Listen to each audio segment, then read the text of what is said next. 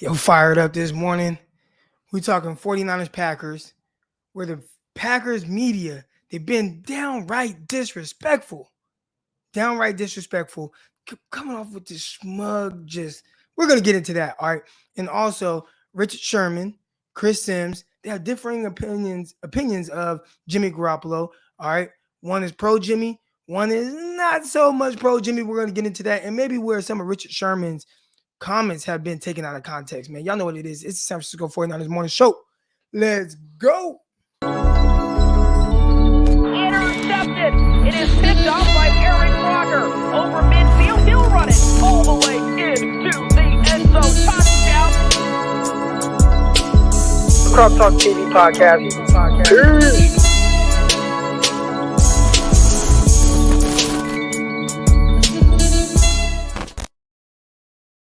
Welcome to another episode of the San Francisco 49ers morning show. I'm your host, former NFL and AFL defensive back, Eric Crocker, and y'all know what it is, man. Today, we're getting after it, man, and we're jumping straight into it. But first, we'll make sure everybody's feeling good. Do our little mental health checks. Make sure everybody's mind state is in the right place. We got the flames coming in, 5 flames. We got 5. I don't know if that's fireworks, but I like it. That must be better than flames. Let's go. Make sure everybody's mental is good. Everybody doing good? Everybody okay? Everybody excited for this game tomorrow? 49ers, Packers. I see them 49ers media members showing up in Green Bay, and they're like, no lie, they're saying this is the coldest weather they've ever been in. And I experienced it last week. I was in Minnesota before I went out to Dallas to watch the 49ers game. And when I left Minnesota, it was like 2 degrees. And that's pretty damn cold. Last year, Arkansas, I live in Arkansas, for those you don't know. I'm from Stockton, California. Y'all see I'm always representing. Got my Stockton Ports hat right there. Got my Edison. I got the Edison shirt on today. You know what I'm saying? So, real 209. But I live in Arkansas. It got cold a little bit in Arkansas last year. February, maybe? March, something like that. It was like 3 degrees out here. It don't really get cold like that. But it looks like it's really cold up in Green Bay, Wisconsin. The 49er media are like, they're posting how cold it is. I've seen the players post how cold it is. But y'all know what it is, man. Let's get it straight into it. Everything. And obviously, we want to bring the fans on today. Today was supposed to be Fan Friday. And come on, and I just let y'all just go. And y'all talk the whole time. But a couple things came up. And the first thing is just the Packers media and how they've kind of been about this whole matchup. They're missing something with the 49ers. They are missing something with the 49ers. For a team that escaped from Levi Stadium with a win is a win. A win is a win. But they act like this team is just so like big and macho. And again, they're good. Number 1 seed in the NFC. Good team. You played this team once before. You escaped by the skin of your teeth. Is that the saying? You barely escape with a dub. A win is a win. But it's not a team that you just dominated. Not to act like how they are acting. Especially a team that heading to that game, 49ers, a big issue with the first half of the season. We came on here and we talked about it. Everybody was talking about it. What is the 49ers' identity? When are the 49ers going to find their identity? They didn't even have their identity yet. I know they started off 2-0. They played the Lions. They played the Eagles. And then they lost that game to Green Bay. A game in which they were still figuring things out. Still figuring out. 49ers still figuring things out. Who are we? Like, what are we going to do? We don't have Aaron Rodgers. A big issue with the 49ers is, we know, and we'll get into Jimmy Garoppolo. He leaves little room for error. He turned the ball over twice that game, right? Jimmy turned the ball over twice. Packers turned the ball over 0 times. And the Packers still barely escaped out of that game. So how do you have so much, like, I have this video saved. Did a crossover with our guy Peter, Locked On Packers. And when I picked the 49ers to win, which I strongly believe the 49ers win. I do believe that. He made this face like, I recorded it. I got it ready to go. See my guy right here. He said the receipts are stacking up. They are. All right. They are. I recorded it. And I got that video locked and loaded because it was just, to me, that epitomizes how they all feel. Had the guy come on yesterday, right? My guy Ross. Shout out to my guy. And these are good people. But it's just the way that they're coming off at this matchup. As if, and I get it, Vegas is saying it too. 49ers are underdogs, big underdogs, right? 6-point underdogs. But to me, when I look at matchups, and it's like, y'all got this fucked up. Y'all got this fucked up. Y'all got this matchup fucked up. The 49ers, the way that they play and how they can win, they can match up with, if they play their brand of football, it doesn't matter who's on the other side. It really doesn't. Now, again, because of who's at quarterback, there's less room for error. And we'll talk about that in a little bit when we get to Richard Sherman and Chris Sims' comments, because they're on different sides of the spectrum here. But the people from the Packers side, the media, the fans, and I get it, they don't play the game. The coaches play the game. I bet if you ask the coaches about the 49ers, they would. Matter of fact, this is how much respect their coaching staff and the people over there with the Packers, this is how much respect they have for the 49ers. They were preparing for the 49ers before the 49ers even played the Cowboys. They were preparing more for the 49ers. They knew what time it was. So they got that much respect for the 49ers. All right. The coaches, but the media and their fans, this is a cakewalk to them. Oh, we beat them early in the season. Not knowing, dude, this is a different team. Now, I'm not saying the 49ers can't be had. I'm not saying that they can't, the Packers can't win. I'm not saying that 49ers are perfect. I'm just saying the level of disrespect to me it's a little high. And it's coming from their side. And it came on this show. And I let it slide. Did I tell y'all I bring guys on to hear the different perspective? And the perspective that we heard is the Green Bay Packers have no flaws. They are a team without flaw. Can't beat them. 49ers have no chance. Again, like my guy Recovery 716 says, we had 2 turnovers in the first game and still almost won. Now, again, a loss is a loss. A loss is a loss. I get it. Loss is a loss. But when you look at the matchup and how they are perceiving it, it's like, how dare you be so overconfident? Like, and it's one thing to say, hey, man, I think we're the better team, then we should win. Okay. All right. But it's the cockiness. You know what I'm saying? And okay, morning show. All right. My guy comes on and he's excited. My guy, Gavin Brown, take my money. I appreciate it, bro. It's the cockiness.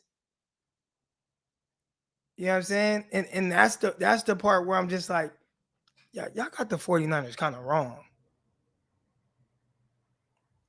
I think most people would say 49ers in most games, hey, if they don't turn the ball over, they'll win. The issue is the 49ers do turn the ball over. If the 49ers don't turn the ball over against the Packers, the 49ers win outright. Like, I don't even think it's close in that first matchup. And that's not who the 49ers are right now. They are a better team. This is not Trey Sermon running the rock Saturday evening. It's Elijah Mitchell. It's Deebo Samuel. You got your DBs back. You got, you understand more what you got to do. You played them once. I like our coaches in adjustments. I think our coaches make terrific adjustments to opponents. To me, it's the tone coming from them. And I talked about my guy Ross coming on this show, and it was like, all I heard, and y'all heard it, like, they're perfect. The Packers are perfect. You can't beat them. That's what I heard. And then we got Peter, and he's coming on, and we kind of get into and my guy Peter. Shout out to my guy Peter. He's a great dude, but this is just this is a rivalry here right now. All right, Packers 49ers. It's a rivalry on our show for listens, downloads. Locked On 49ers, Locked On Packers. Make sure you guys listen to Locked On 49ers. There's a rivalry there with who's gonna, have the most listens, the most downloads, and all that. Right, and it's always between us two. So Peter, good guy, but the way he came across was just like, Eric, Croc picked the 49ers. Hmm. Like, you know what I'm saying? Hmm. Like that's how it came off. My guy, not not ideal. And I'm a very competitive person. So when I, you know what I'm saying? The sucky thing is, man, I can't I have no uh impact on the outcome of this game. So it's like I would love to be able to like just suit up or like coach him up or like something. I wish I could do something to help. I can't, I gotta let it play out. But really wish I could do something. But I like 49ers in this game. I bet on the 49ers. I actually did a parlay as well. If you have money, not saying to throw away, but if you know you got $100 laying around and you want to try to come up a little bit, go ahead. There's the and I need to come up so I can put some money in different places. But there's a parlay I did. It's $100 parlay, 3-team parlay. I did all money line, all underdogs, 49ers, Bengals, and Rams. The payout is $1,800. So if you guys are confident 49ers can win and any of those other teams, man, do that. But yeah, it was interesting to hear and just see that just how kind of disrespectful the Packers media members are being. And to me, that was something that jumped out to me as like disrespect. It really jumped out as disrespect. And there's no other way to take it. There is no other way to take it. But please please know that if or when the 49ers win, they're gonna feel crocky. They're gonna feel crocky. I got stuff bookmarked, I got stuff ready to go, I got videos, I mean ready to go. They are gonna hate me. And I've seen a lot of people saying, hey man, it comes off it comes off as like the Cowboys media. And I think it's similar. Peter, our guy Peter, what he did was he tried to like spin it. No, and not even spin it. This is how cocky they're being right now. This is how cocky they're being right now. It wasn't even about the like spinning the narrative. It was just like, wow, how dare anyone from the media side with the 49ers? How dare anybody from the media say the 49ers have a chance? That was how I took it. Because the tweet said everybody's acting like the Packers are the underdogs. Oh, last I seen, they're the favorites in this game. Last I saw, they're the, and it was just like this whole smug thing. And I'm like, who the fuck are you looking at? Because everything I see is everybody picking the Packers. And I get it. But the fact that you feel so titled that if one person picks the 49ers, that's everybody, and you feel so disrespected. Come on. Come on. We did see this against Dallas, and that was what I said. I said, man, sounds like the Dallas Cowboys media, word for word, bar for bar. This sounds like the Dallas Cowboys media. That's what it sounded like. Anybody that picked the 49ers or thought that the 49ers had a chance to win, Cowboys media was like, oh, last I checked, we got the number one scoring offense, and we got Dak Prescott. They got Jimmy Garoppolo. We're just going to beat them, blah, blah, blah. And it was like, 49ers can play good football. Oh, they barely got into the playoffs. They barely beat the Rams, blah, blah, blah, blah, blah. You know what I'm saying? It's like, yeah, y'all got your ass whooped. Should have been worse. Should have been worse. I don't know, man. And here we go. I don't even know why I watch the national media stuff. I like seeing them pick against us. It'd be satisfying with a win. It definitely will. And I will say this: I I have not watched one lick of TV. I'm kind of I hate saying like, oh, I'm too busy because people make time for what they want to make time for. But I've been a little too busy. I haven't watched any TV this week. I see stuff on Twitter, but I wake up with y'all. This is a day in the life of Eric Crocker. All right, I wake up with y'all.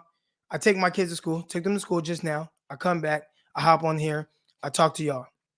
All right. As soon as I get done with this, try to go get a workout in. All right. After this, I got to make a video for Lion Sports. Gotta do that. I'm going on several podcasts today. One at 12, one at 1. All right. After that, typically I get ready. I train my athletes, and then once that's done training my athletes, I record Locked On 49ers with Brian Peacock.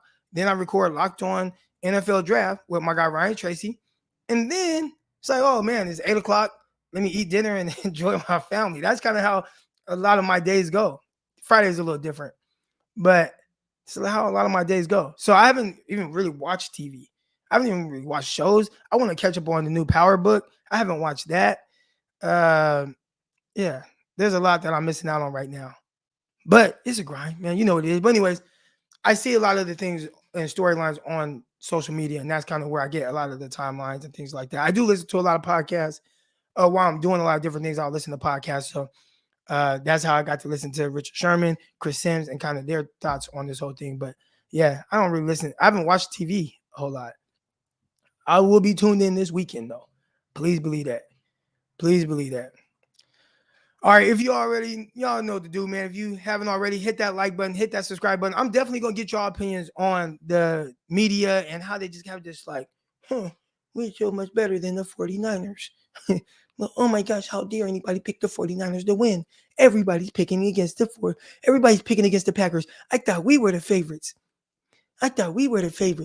Oh, last I checked, we were the number one team. Come on, man. Come on, man.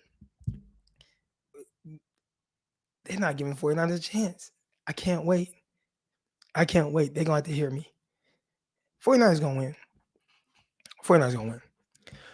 All right, if you haven't already, hit the like button, hit the subscribe button, man. All that good stuff. See, my girl PG sucks. I can't bet on underdog. I got the underdog bets coming in a little bit. We're going to put that together for the 49ers. You know what I'm saying? 49ers versus Packers, underdog fantasy. There was some good lines over unders in there that I really like.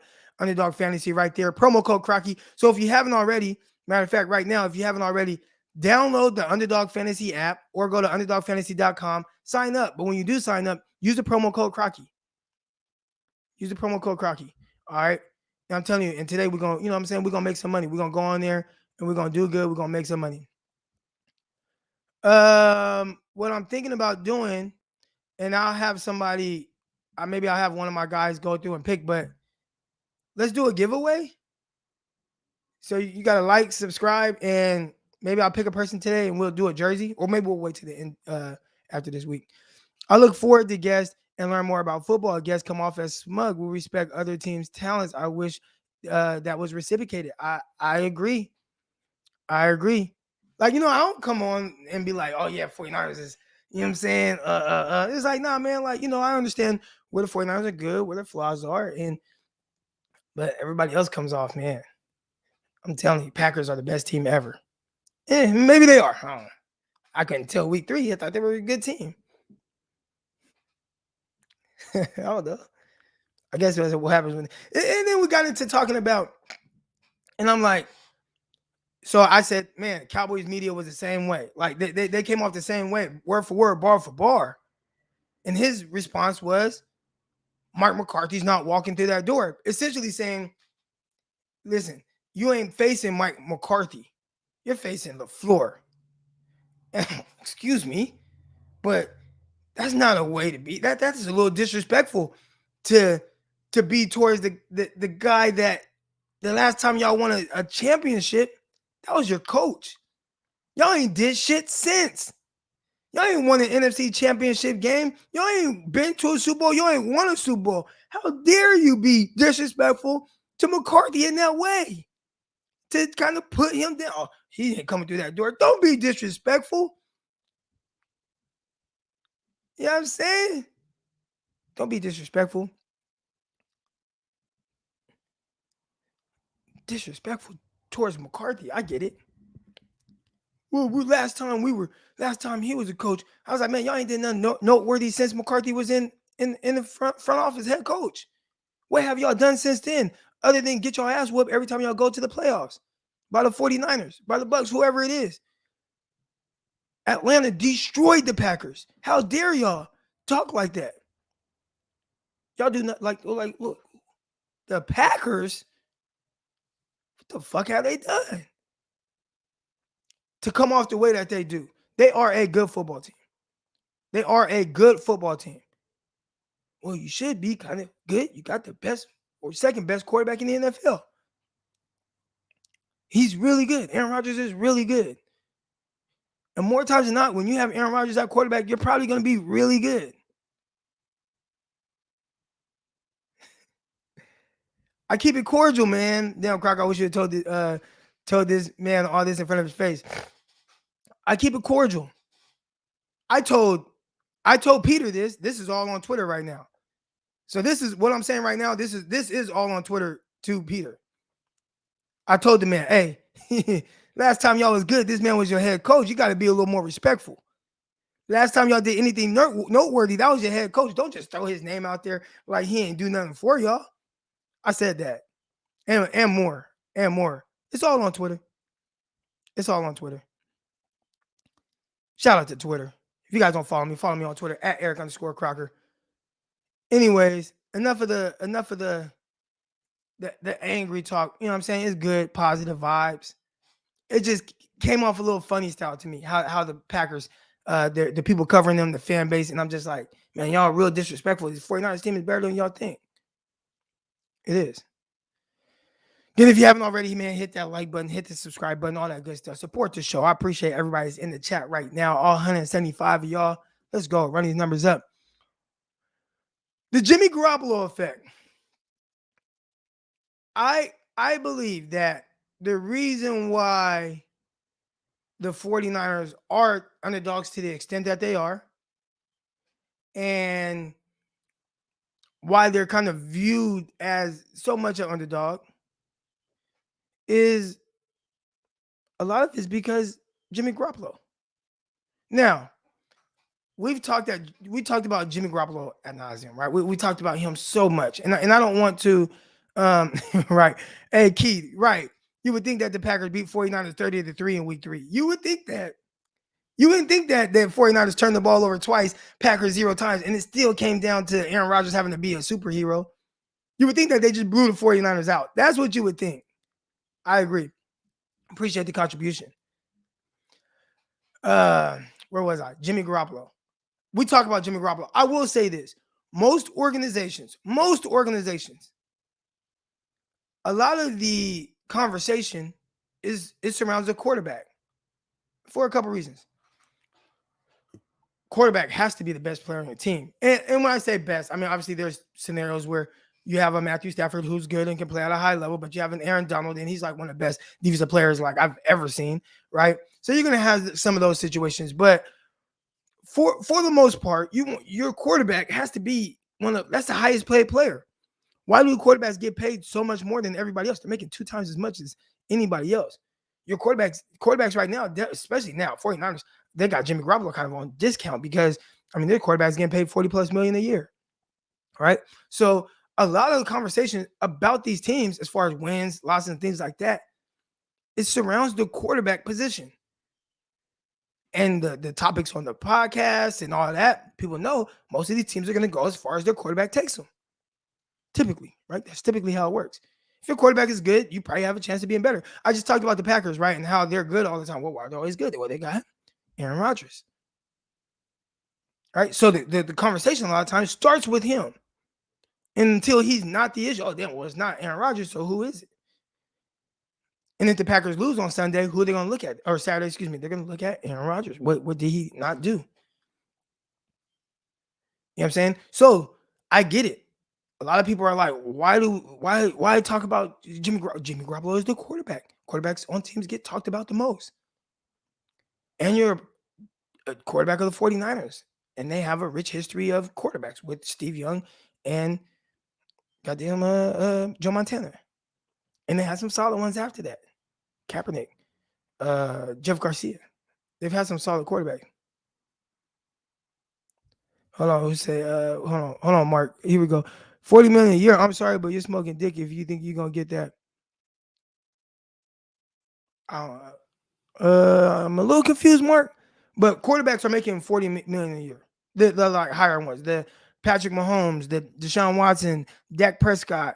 There are a lot of quarterbacks that are getting paid right now is $40+ million a year. Another thing, I just need special teams to be regular teams. Don't fumble. Don't try to block a punt ever again. I know. I get you. And one thing too about the Packers special teams, Packers special teams is the worst in the NFL. So can we get them to make some mistakes? And the 49ers not make the mistakes, right? I appreciate the contribution, Keith. Another one. Appreciate it. But a lot of the what?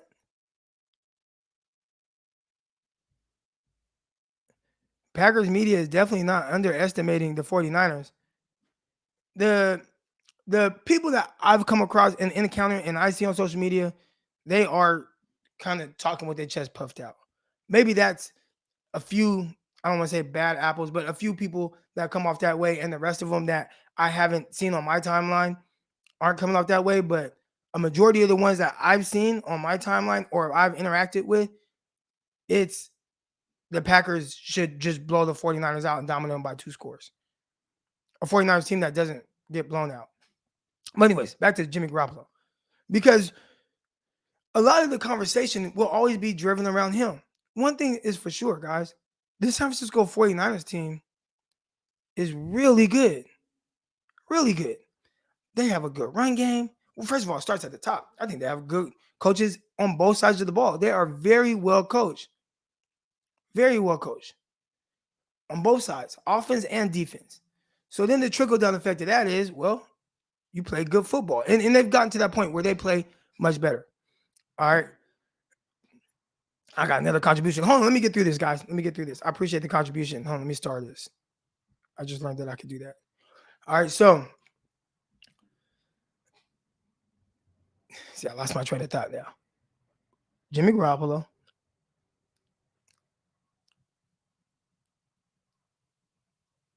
Where am I? Guys, made me lose my train of thought. Here we go. Because the super chats come back. Then I want to talk about that. All right. But anyways, the quarterbacks typically they're going to drive the conversation. The teams go as far as them. The 49ers have a good team. That's where I was with the coaching staff. You got the offense coach as well, defense coach as well. You got bright coaches on the 49ers. So then that trickle down effect is that, hey, 49ers play good football, which more times than not, especially down the stretch, they play really good football. 49ers play good football. All right. They have a really good run game. They have terrific players, right? The 49ers have really good players. The defensive side of the ball, 49ers have terrific players. They have really good players. Is it a perfect roster? No. And I would say that, what's a perfect roster? What is a perfect roster? I think the 49ers, the way that they are constructed, with the roster is really good. Really good. They're constructed very well on both sides of the ball. They got all these weapons. And there's one thing, I don't want to say that holds them back. I don't want to say it holds the 49ers back. But I would say, and it's hard to word this, but I don't even want to say he limits their ceiling. But it's very clear the impact, good and bad, that Jimmy Garoppolo has on his team. Good and bad. I was just talking with someone on Twitter, and he just didn't get it. He doesn't get it. You guys just looking at stats. You guys just looking at this. The 49ers win games. Well, you know what? Hopefully I have it in this phone. Please have it in this phone and not my other phone. Hold on. Because I'm going to it's in my other phone. We're gonna get to what Chris Sims had to say. All right. And I want you guys to listen to this. The one seed isn't ready. When the one seed it's a tough road. Yeah. And I'm gonna find it. But anyways, Chris Sims comes on and he's talking about the 49ers. He's talking about Jimmy Garoppolo. And his biggest thing was that Jimmy Garoppolo just I gotta find it. Hold on, I gotta find it. Bear with me, guys. Whoever wins this game is gonna have to go to Kansas City. Well, if it's the Bengals, they'll have to go to Kansas City or Buffalo. Obviously, the Titans would be hosting the AFC Championship, but if the Bengals pull this off, they know that they're going on the road. I do have that. That's he's got big playability. He's certainly not Joe Burrow, and I'm not trying to put him 15-15. Ones that I felt pretty good about. Here's one of the ones that I Jair Alexander would be here.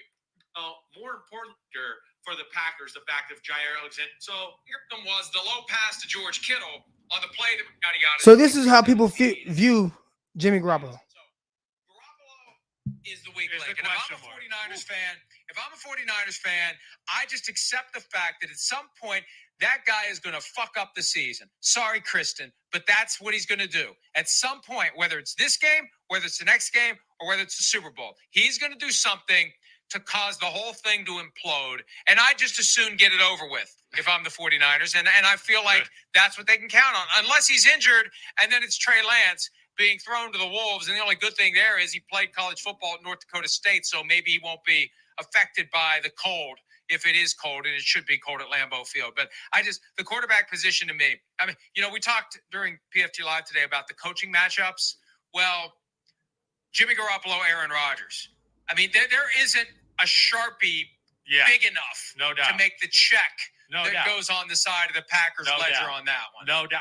Listen, I think if they have a better quarterback, I'm picking the 49ers in this game, no doubt about it. There's no doubt.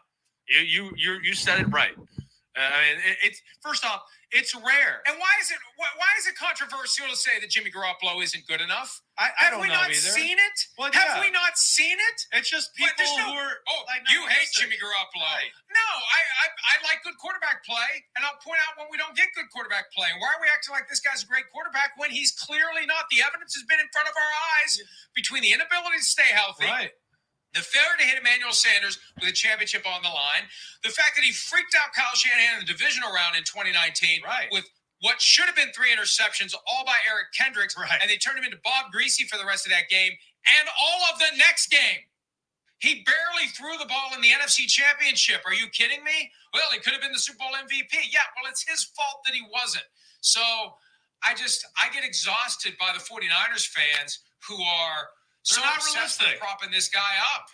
I get you. I mean, listen, their own like team QAnon. doesn't think he is. It's exactly. QAnon. His own team doesn't think he's his own organization. They are replacing him, and it is insane.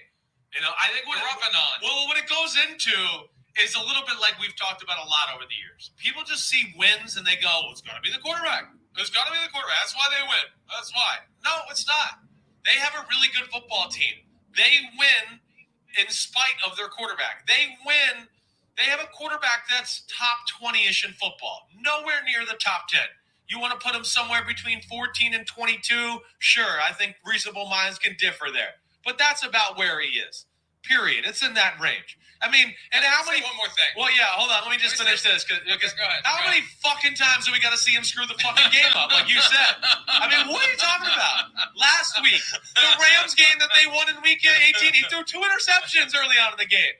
The Titans But he game. had a great drive. I know. Check drive. Right. The Titans game. They kicked the shit out of the Titans. He looked really good until he didn't. And then, oh, shit.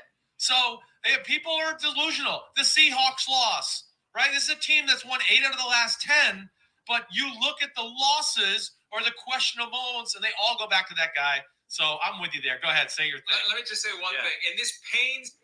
I'm not going to keep going, but y'all get the point here. Y'all get the point. It's not in, and I see my guy right here. Where was it? Eric, where'd he go? He says, people shit on Jimmy. I don't want to hear. And it's not. It's hard to explain that to someone that feels, and I see you, Eric. It's hard to explain it to people that defend him. Jimmy is what he is. And I think most people have accepted that, right? But he makes things more difficult. And the reason why the 49ers and people aren't really feeling like they have a chance to win is not because of the team. It's not because they feel like the 49ers aren't good enough. It's not because they don't think that the run game can work and that Nick Bosa and those guys can get after Aaron Rodgers or whatever. Teams don't trust Jimmy Garoppolo. And not just teams. I mean, like the people, the talking heads, people put money on the game. They don't trust Jimmy G. Now, the issue is Jimmy has shown, like, bro, regardless of me doing weird things, I can still win games. I can still win games. And that's where I come from with him. I think the issue is that a lot of 49er fans is like, oh, well, wins. He's the reason. It's like, no, he's not the reason. Could it be worse? Yes, we've seen that with CJ Beathard, Nick Mullins, and goddamn Brian Hoyer. far worse, right?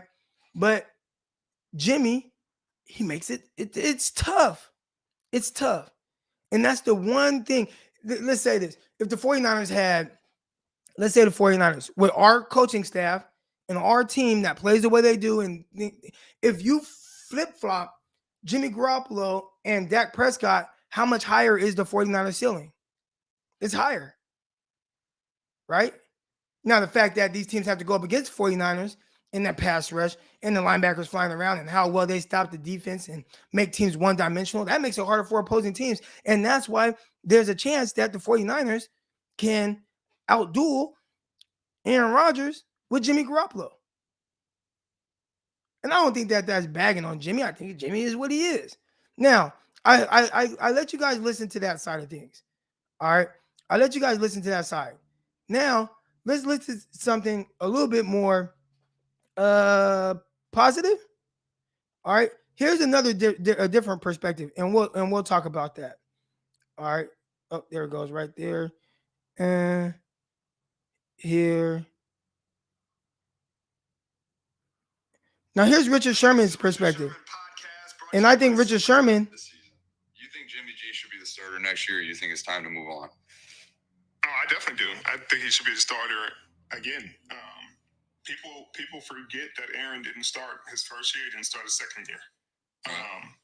And they're so ready to rush him in there, and they're rushing him in there with expectation. And that's the hardest thing to do. You know, it's because everybody's like, oh, look what Josh Allen did. And it's like, oh, Josh Allen first couple of years he wasn't this Josh Allen. No. And then it's like, look at Patrick Mahomes. And it's like, yeah, but Patrick Mahomes had his growing pains as well. And it's cool that what he's doing. But if you send him in with those expectations, you have nothing but disappointment. And he also sat behind Alex Smith. Real quick, just on what he said so far. A lot of what Richard Sherman is alluding to is the fact that the 49er fan base have really high expectations. And what he's saying is, if Jimmy Garoppolo, who's winning, isn't good enough for the fan base, then what is it going to be if Trey Lance comes in and has some moments where he's still figuring it out? The expectations are so high because of the fact that you're winning with Jimmy Garoppolo. That's not fair to send your rookie quarterback into that situation. So he believes because of that, you should have Jimmy Garoppolo play a whole nother year because he doesn't feel like it's fair to throw our guy into that situation. Trey Lance. Let's continue with Richard Sherman. Right. And it's like when you go and you put these expectations on him, Jimmy is winning ball games. Jimmy has a winning record and has won games and got you to the playoffs again. And it's like it's such a lack of appreciation that it's really sad because the appreciation isn't going to start when Trey starts playing quarterback because you're not even appreciating winning. Like some of these fans aren't even appreciating the win. It's like, we didn't win. He threw an interception. It's like, so did Dak Prescott. And a lot of people would consider Dak Prescott a really, really good quarterback. And he threw an interception, and he almost cost his team the game. Well, he did. I mean, they lost. Right. And so when you sit there and say that, and they're saying it like as if they would expect Trey to come in and be perfect. And that's unfair. That's unfair to Trey. Because they're putting, like, it's almost like recency bias and people wanting they want everything to be, because if he doesn't come in there and have immediate success, they're going to crucify him. Right. And that's unfair to him. It's like, hey, like he's following a quarterback that was really good and really winning. So if he comes in here and he's not threading a needle, or he overthrows a couple passes, or he throws a few interceptions, you're going to crucify him like this instead of saying, okay, let him develop, let him take his time. And that's the part where I think Jimmy G needs to continue to stay, because while they have this window, they want immediate success. Like these fans want, hey, I want it now.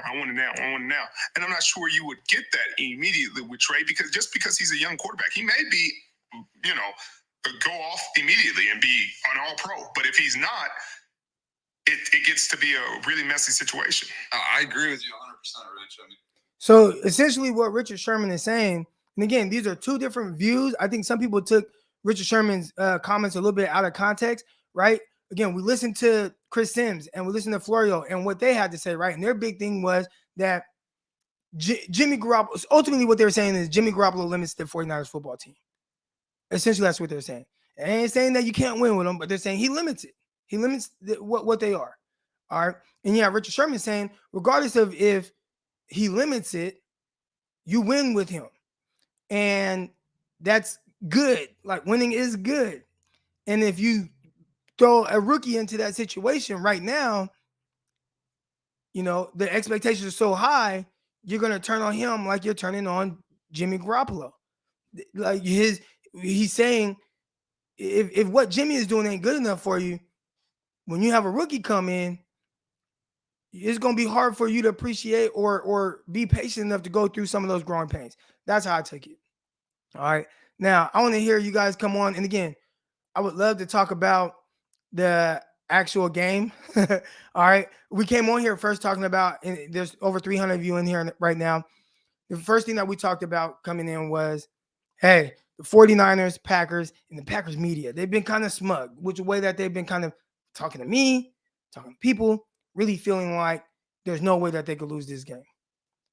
And I think they got some stuff fucked up, right? They got some stuff fucked up. 49ers are a solid football team that could play good football, and they're holding their nose up because of a win by 2 points that they took a last-second field goal in a game where the 49ers turned the ball over 2 times, Packers turned the ball over 0 times, and it still came down to a last-second field goal kick. So clearly, 49ers can play with you. Okay, I get it, the elements and stuff like that. Okay, I don't think anybody cares about the elements. Not as much as people think. 49ers in 2013 or whatever it was went into Lambeau Field and won. In those elements, in 0-degree weather, with you got Colin Kaepernick. Colin Kaepernick's from the 209.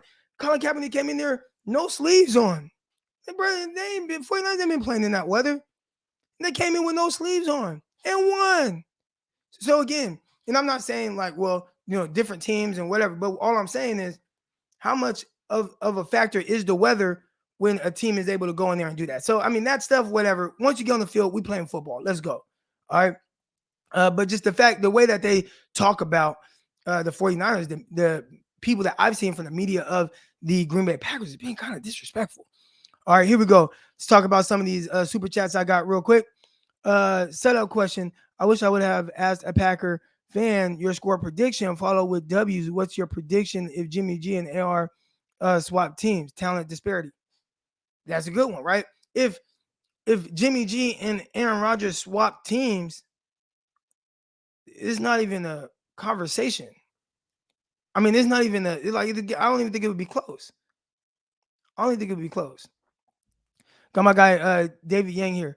The Packers are getting players back, but they haven't played a meaningful game in 2 weeks, and see about them being out of sync, especially Aaron. I don't think they'll be out of sync because of a break. I mean, Aaron Rodgers, he's a constant pro. He's been around the block more than a few times. He used to being in these situations. He used to having buys. It's not the first time that the Packers have had a bye and still been able to win a game.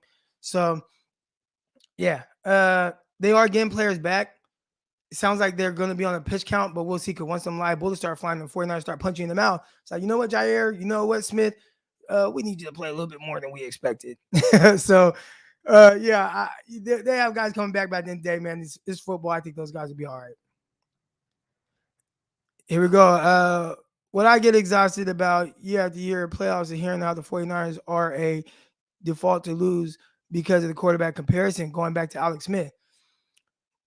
I think it makes things a little bit more difficult. If the quarterback isn't like high level, right? And only so many teams can have like elite quarterbacks. And then there's another tier quarterbacks, and then you have like a third tier. And ideally, you would at least like to be in that second tier quarterbacks. I think 49ers are kind of in that third tier. And that's probably a little bit less than ideal. I will say this, at least with Alex Smith. And here's the difference between Alex Smith and Jimmy Garoppolo. Essentially, they are called upon to do the same thing, right? Be quote unquote game managers. Right? And what I mean by that is you're probably not going to ask them to throw the ball 35, 40 times a game, right? You're probably not. So yes, every quarterback is managing the game to a certain extent, but there's a different level of game manager where, it's like, listen, we just need you, like, just don't lose the game for us. And Alex Smith typically wouldn't lose you the game, right? He didn't turn the ball over a whole lot.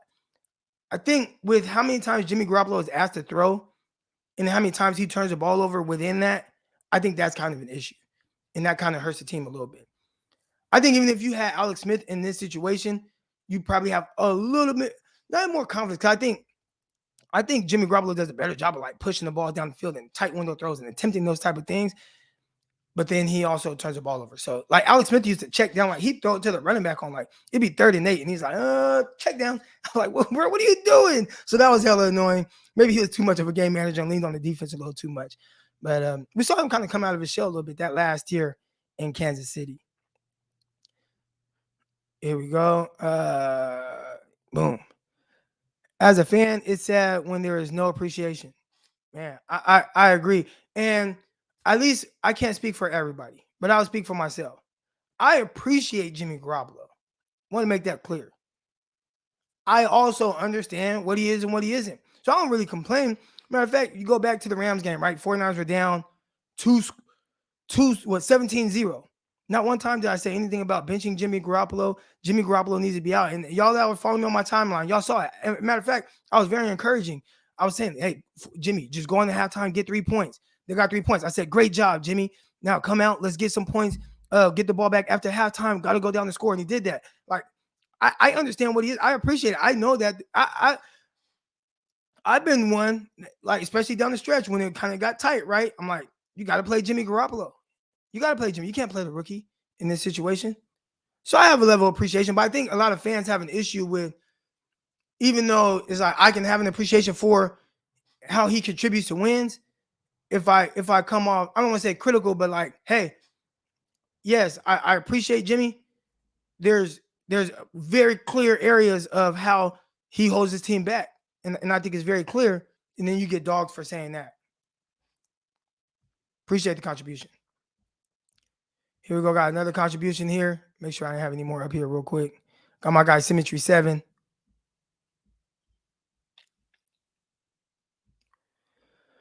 A lot of talk about the cold and silly correlations to where guys grew up, as if the Packers players are made of Nordic snowmen who don't feel cold. Right. Like everybody feels the cold. I think there is, just playing in it, you might understand a little bit more of how to deal with it. But at the end of the day, a lot of these dudes, like, I mean, Ambry Thomas, he played at Michigan. You think he's not good at or understanding how to deal with some of the cold weather? A lot of these guys come from that. George Kittle, he played at Iowa. A lot of these guys have played in that type of weather and understand how to deal with it. Jimmy Garoppolo, he grew up in Chicago area. He went to Eastern Illinois. Like, he played in this. Like, these guys, man, at the end of the day, when you step on that field, okay, what do I have to do to get warm? All right, got to get through it. I think they'll be fine. Just like we saw them do in 2013. Again, different teams. But at the end of the day, shoes, Jimmy done played in that at Eastern Illinois and growing up in Chicago. Kaepernick grew up in the 209. I'm from the 209. He grew up in the 209. He grew up in now I know he moved from Wisconsin, whatever, but Kaepernick grew up in the 209. Turlock. All right, that ain't the real 209. Stockton's the real 209, but he grew up in Turlock. All right, it ain't getting no goddamn below zero. So how's he able to go out there and perform with no sleeves on? My guy 737 says, man, I live in Canada, bro. Our whole backfield was African. We played in minus 15-degree games. Wow. And they wore no sleeves. Some people just different, man. But enough of me talking, man. I want y'all to come on, give your takes. We talked about a few different things here. I'm opening the floor to y'all. Matter of fact, I'm going to bring up multiple people at one time. We're going to have little roundtables. I have people want to have little roundtable discussions. All right, I'm going to bring up like 3 of y'all at a time. And, we got the Packers versus 49ers. Talk about that.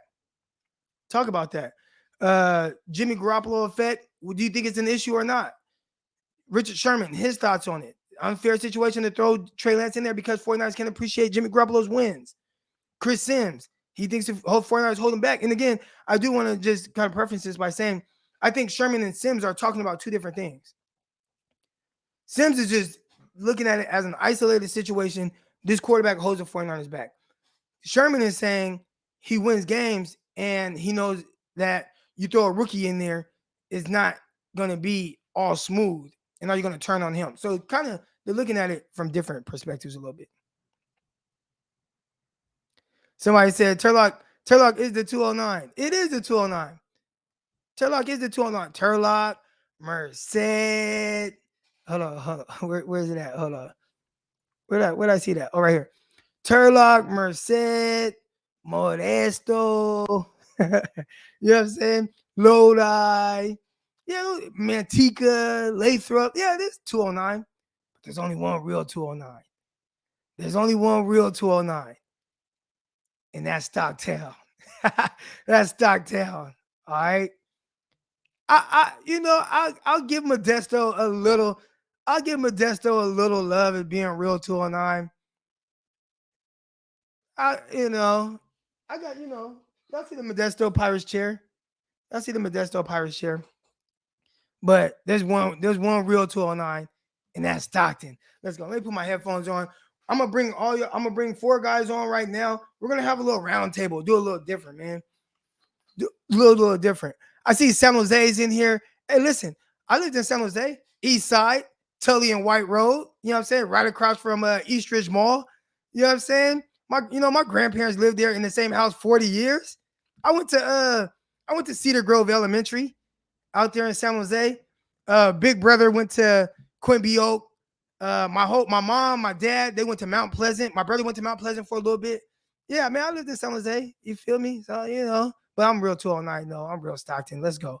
All right, anyways, let's bring some callers up here.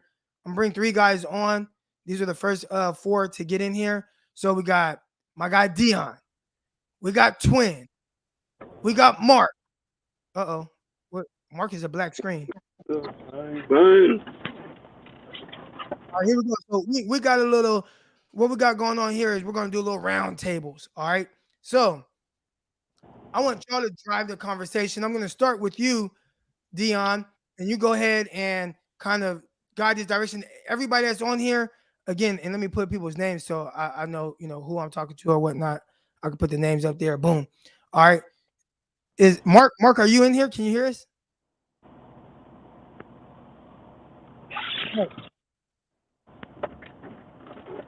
Uh-oh. No, Mark. All right, hold on. Here we go. Boom. Here we go. Here's the 4th person here. All right, so I got everybody on. We're going to have a nice little round table. All right. So, Dion, go ahead. Drive the conversation. What do you want to open up with? Again, we got a few different conversations here. Packers and them being kind of smug with the whole media thing. Jimmy Garoppolo's effect. Chris Sims and Richard Sherman, kind of their thoughts on that. Or if you just want to talk about the game in general and how the 49ers going to go over to Green Bay and beat their ass. Let's go. You kind of got this conversation, then everybody else, we're going to play off of that. All right, so let's start with Richard Sherman's comments.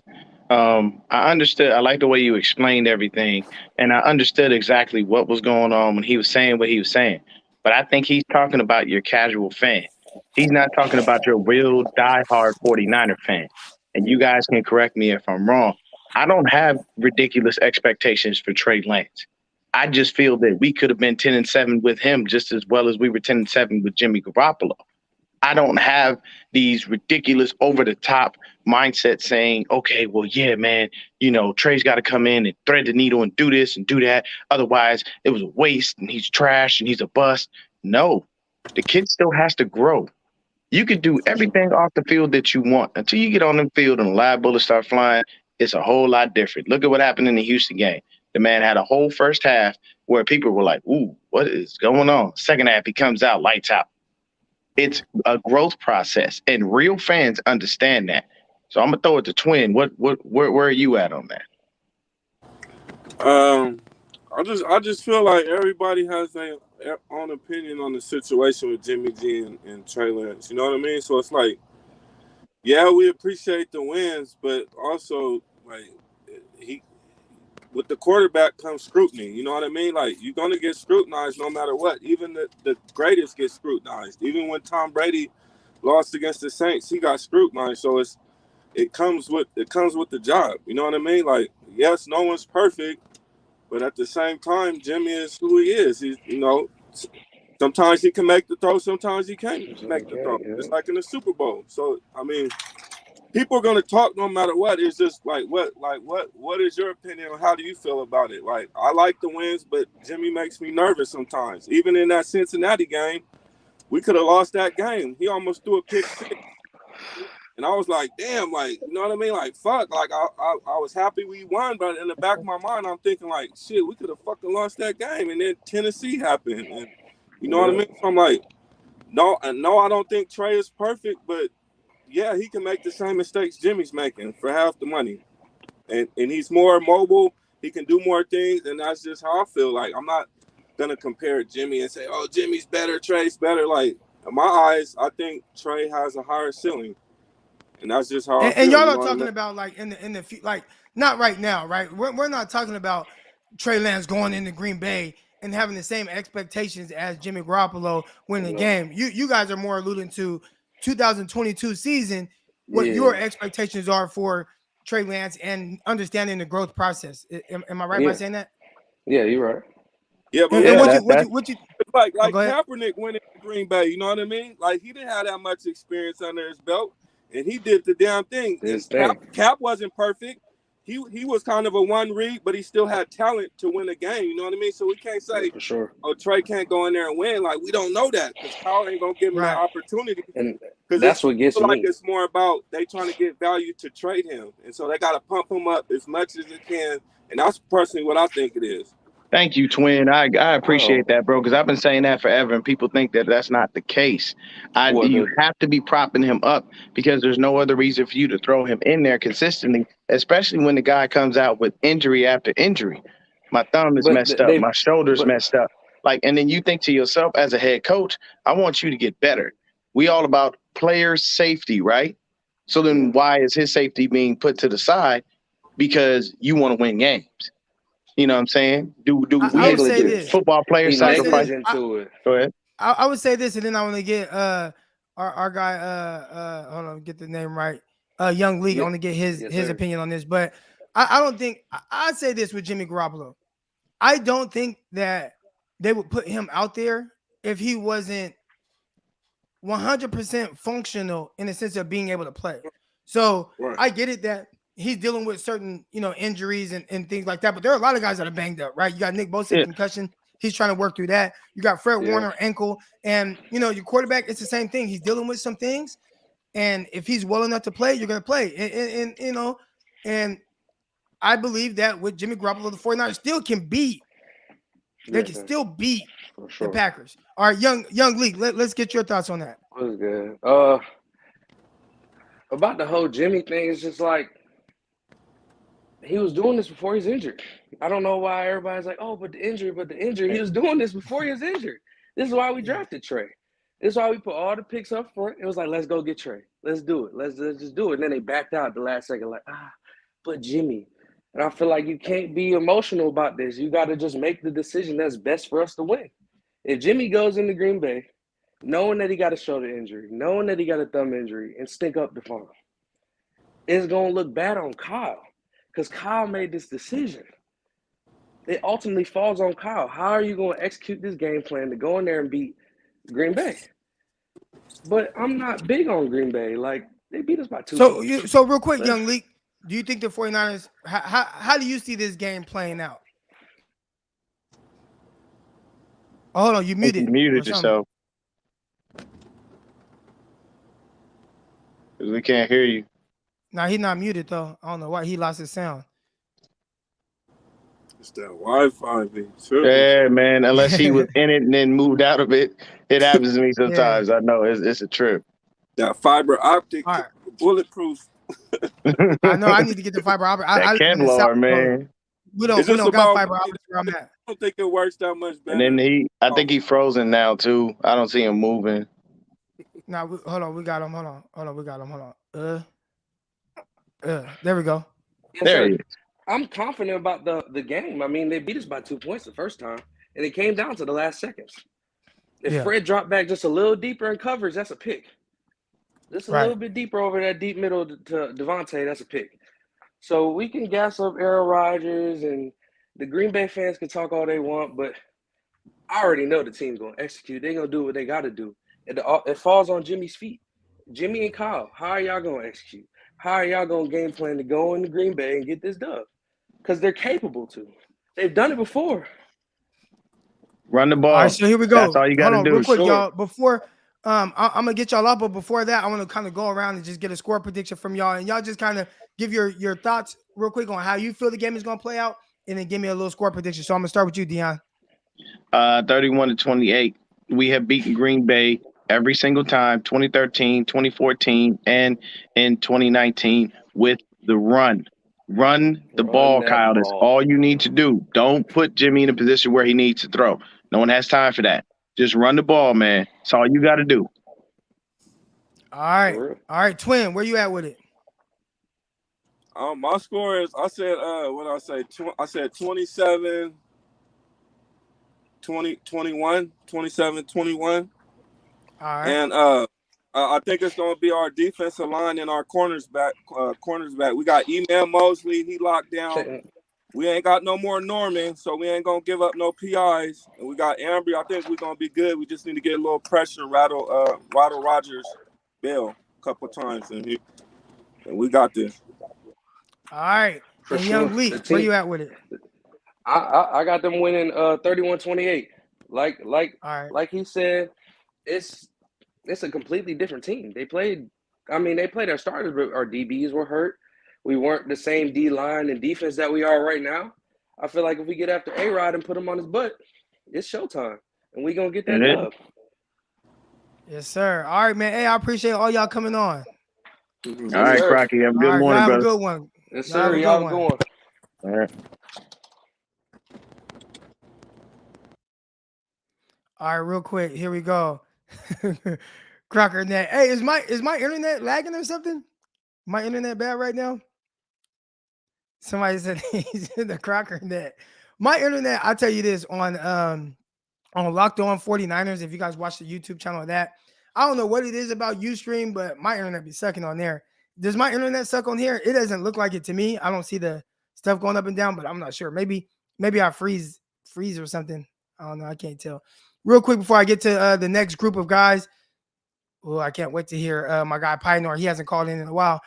Next group of guys, I want to get to these contributions real quick. A perfect roster to me is an elite player at every level with depth at those elite positions.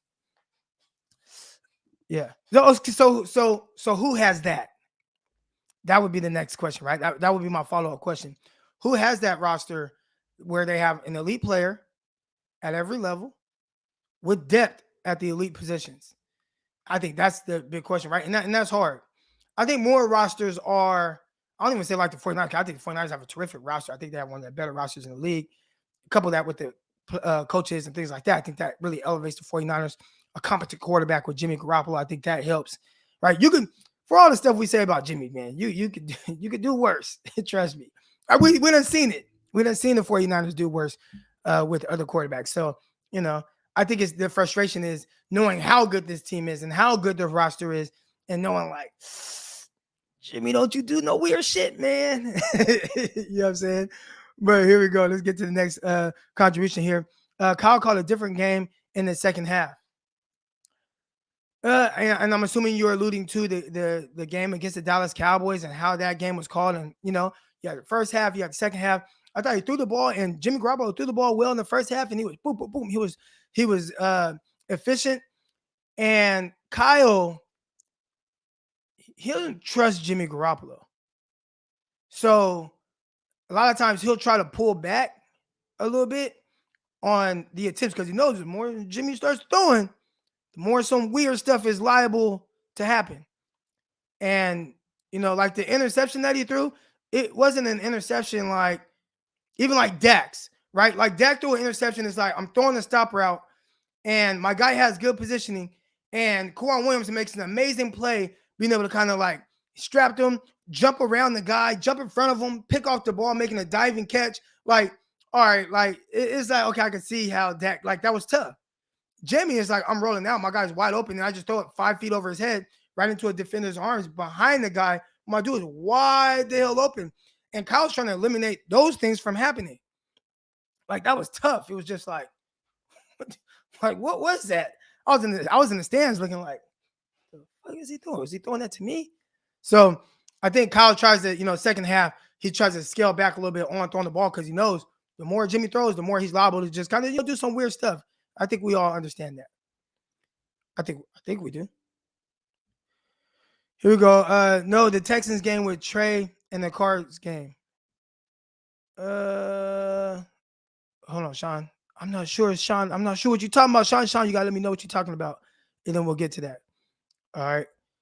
Real quick, let's get to some of these callers that I got coming on. Sean, please come back and I'll look for you in the chat. I know sometimes it's hard because the chat be going crazy. All right, so here we go. Boom, boom, and 1K Jose. Here we go. All right, and I got more guys waiting. Let's go, man. We're having a good one today. Nice little round table. That's what we're doing right now. We got almost 400 of y'all in here right now. If you haven't already, man, hit the like button, hit the subscribe button. If you like this show, we're just talking and sitting around. I want this to be like, homies sitting around talking about football. So let's go. Smoking Niner guy. Talk to me a little bit about how you feel about this game. And anybody else, feel free to contribute to this conversation whenever you feel. Me personally, I feel real good about the game. Just on as we look at history, they always say what travels. I mean, what travels in the playoff? Good defense and a run game. What are we elite at? Good defense and a run game, right? I don't understand what the problem is. Green Bay, can they stop the run? No. Like when it's playoff time, all that dressing, all that fancy stuff goes out the window, and it's straight smash mouth, and there's no getting around it. Me and you, let's go. It's playoff time, and that's how I feel we're gonna take care of business. That's nobody can out physical us as far as nobody could beat us at our own game. That's left. The only team that I'm really worried about, and that's down in the future. But right now we're worried about Green Bay. And Green Bay, what we do great at, they can't stop us. I don't believe they'll be able to stop our run game, no matter who, even if whoever they're coming back. Only guy that caused us problems the last time we faced them was their nose guard, and he gave Alex Mack a fit. So if we can neutralize, and that's Kenny Clark, yes, right? Yes, and if we can neutralize him and neutralize the that push, I don't think it'll be similar to the Dallas game. What do you think about that, Pinor? In my opinion, can you hear me good, by the way? Because I'm not using we got you. the USB. Okay, cool. Thank you for the platform, Croc. And to me, I just think that when it comes down to us versus the Packers, I think that I'm a little less confident just because it's Jimmy and they don't turn the ball over like that compared to the Cowboys. So I think that when it comes down to this game, it's going to come down to those turnovers. And I think that, the reason why, in my opinion, I think we do win this game just because of how physical it is. Kyle Shanahan's after that handshake when it was week 3 and it was over, I think that put something in Kyle's system to where he does not want to lose against McVay, and he sure as hell does not want to lose against the Packers anymore. So I would assume that would give us an edge, also given the fact that I don't think Green Bay's all that impressive in my opinion. I get it that they have a lot of stars coming back too, but at the end of the day, I wouldn't be shocked if we lost, but in my opinion, I think we do win this game. But at the end of the day, if we're going to lose this game, it's because of that mediocre quarterback that everybody keeps protecting or that they don't want to be completely honest about. Some people think that they have to be a little too safe with Jimmy, but in my opinion, don't be safe with judging Jimmy. Stop saying that he could be good this week, so I give him his praise this week, or he does bad this week, and I fault him for that. How about this? Just be honest with who he is. He's a mediocre quarterback that you don't have to keep changing your judgment on. He's a mediocre quarterback who will always be the weak link to this team. If we win the Super Bowl with this guy, we would essentially have moved the needle with crappy quarterbacks. The same way we talk about Trent Dilfer and Brad Johnson, and whoever you want to bring up that's a mediocre quarterback that ever won, this guy would be the worst quarterback to ever win a Super Bowl, in my opinion, because he is just terrible in the playoffs. not just this season, but in 2019, in my opinion, he was mediocre in there too. So when it comes down to this team, I think that we can beat the Green Bay Packers, but it's definitely not because of Jimmy. And for everybody protecting him, just be honest about him. He's a mediocre quarterback. It's fine. Just say it. At the end of the day, I think that that's just what it is. And if we beat the Green Bay Packers, we're going to the Super Bowl. But that doesn't necessarily mean that we're guaranteed to win that either. Because I don't know if we can stop a high power offense like the Chiefs because I'm not knowledgeable completely about how to do it. I think that we are the best defense in the playoffs, but I'm not going to sit here and lie to myself. If we're going to lose a game, it's because of Jimmy Garoppolo and nobody else on this team. Period. Damn. All right. Okay. 1K Jose, what you got to say about that? Yeah, you guys hear me good? Oh, and real quick, I do want to say, 'cause I saw somebody say CJ Beathard is a mediocre quarterback. Jimmy Garoppolo is not. CJ Beathard is worse than a mediocre. Like, he's not. He's a bad quarterback. CJ Beathard is a bad quarterback. Shouldn't even been. CJ Beathard is a bad quarterback. So that's not mediocre. But go ahead. Yeah, real quick, I just want to say, I just want to hold all these Packer fans accountable, all this media. At the beginning of the year, I feel like that was a kind of a fluke game.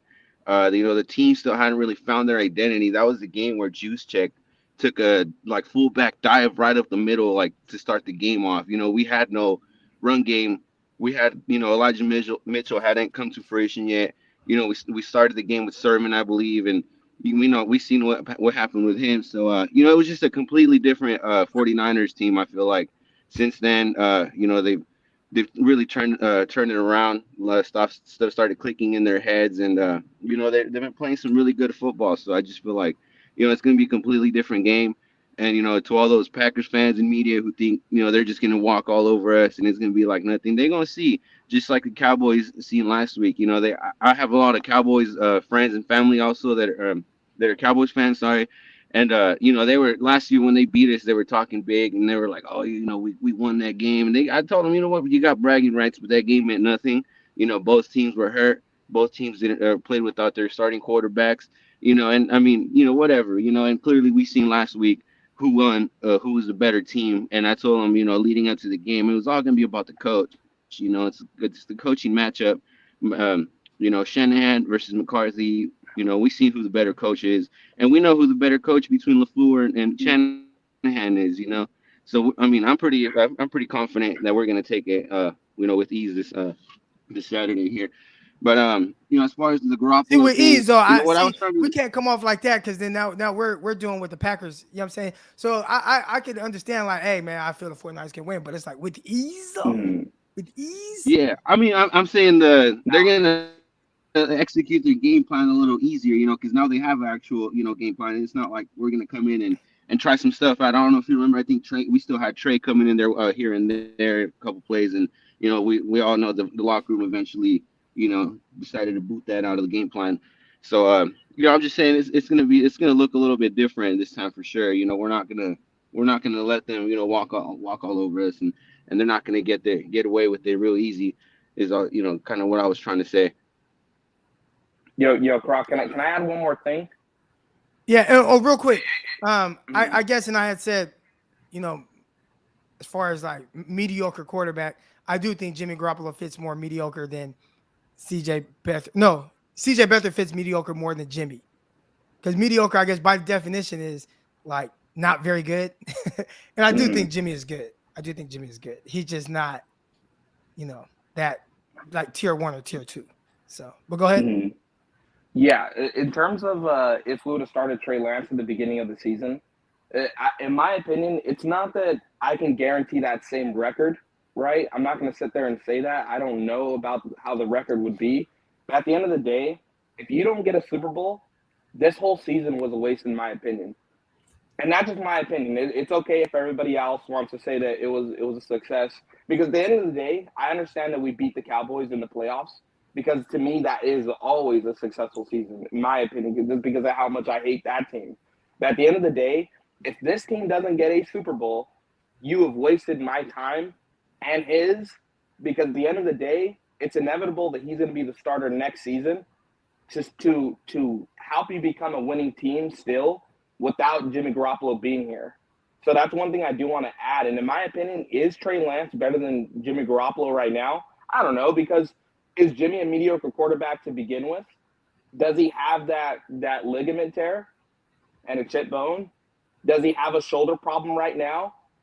Has he always been mediocre in the playoffs? To me, yeah, all those things are true. It's you're telling me that Trey Lance can't perform as good as Jimmy did? Look at Jimmy's numbers. Why can't Trey Lance do that and more? Stop being scared of playing rookies.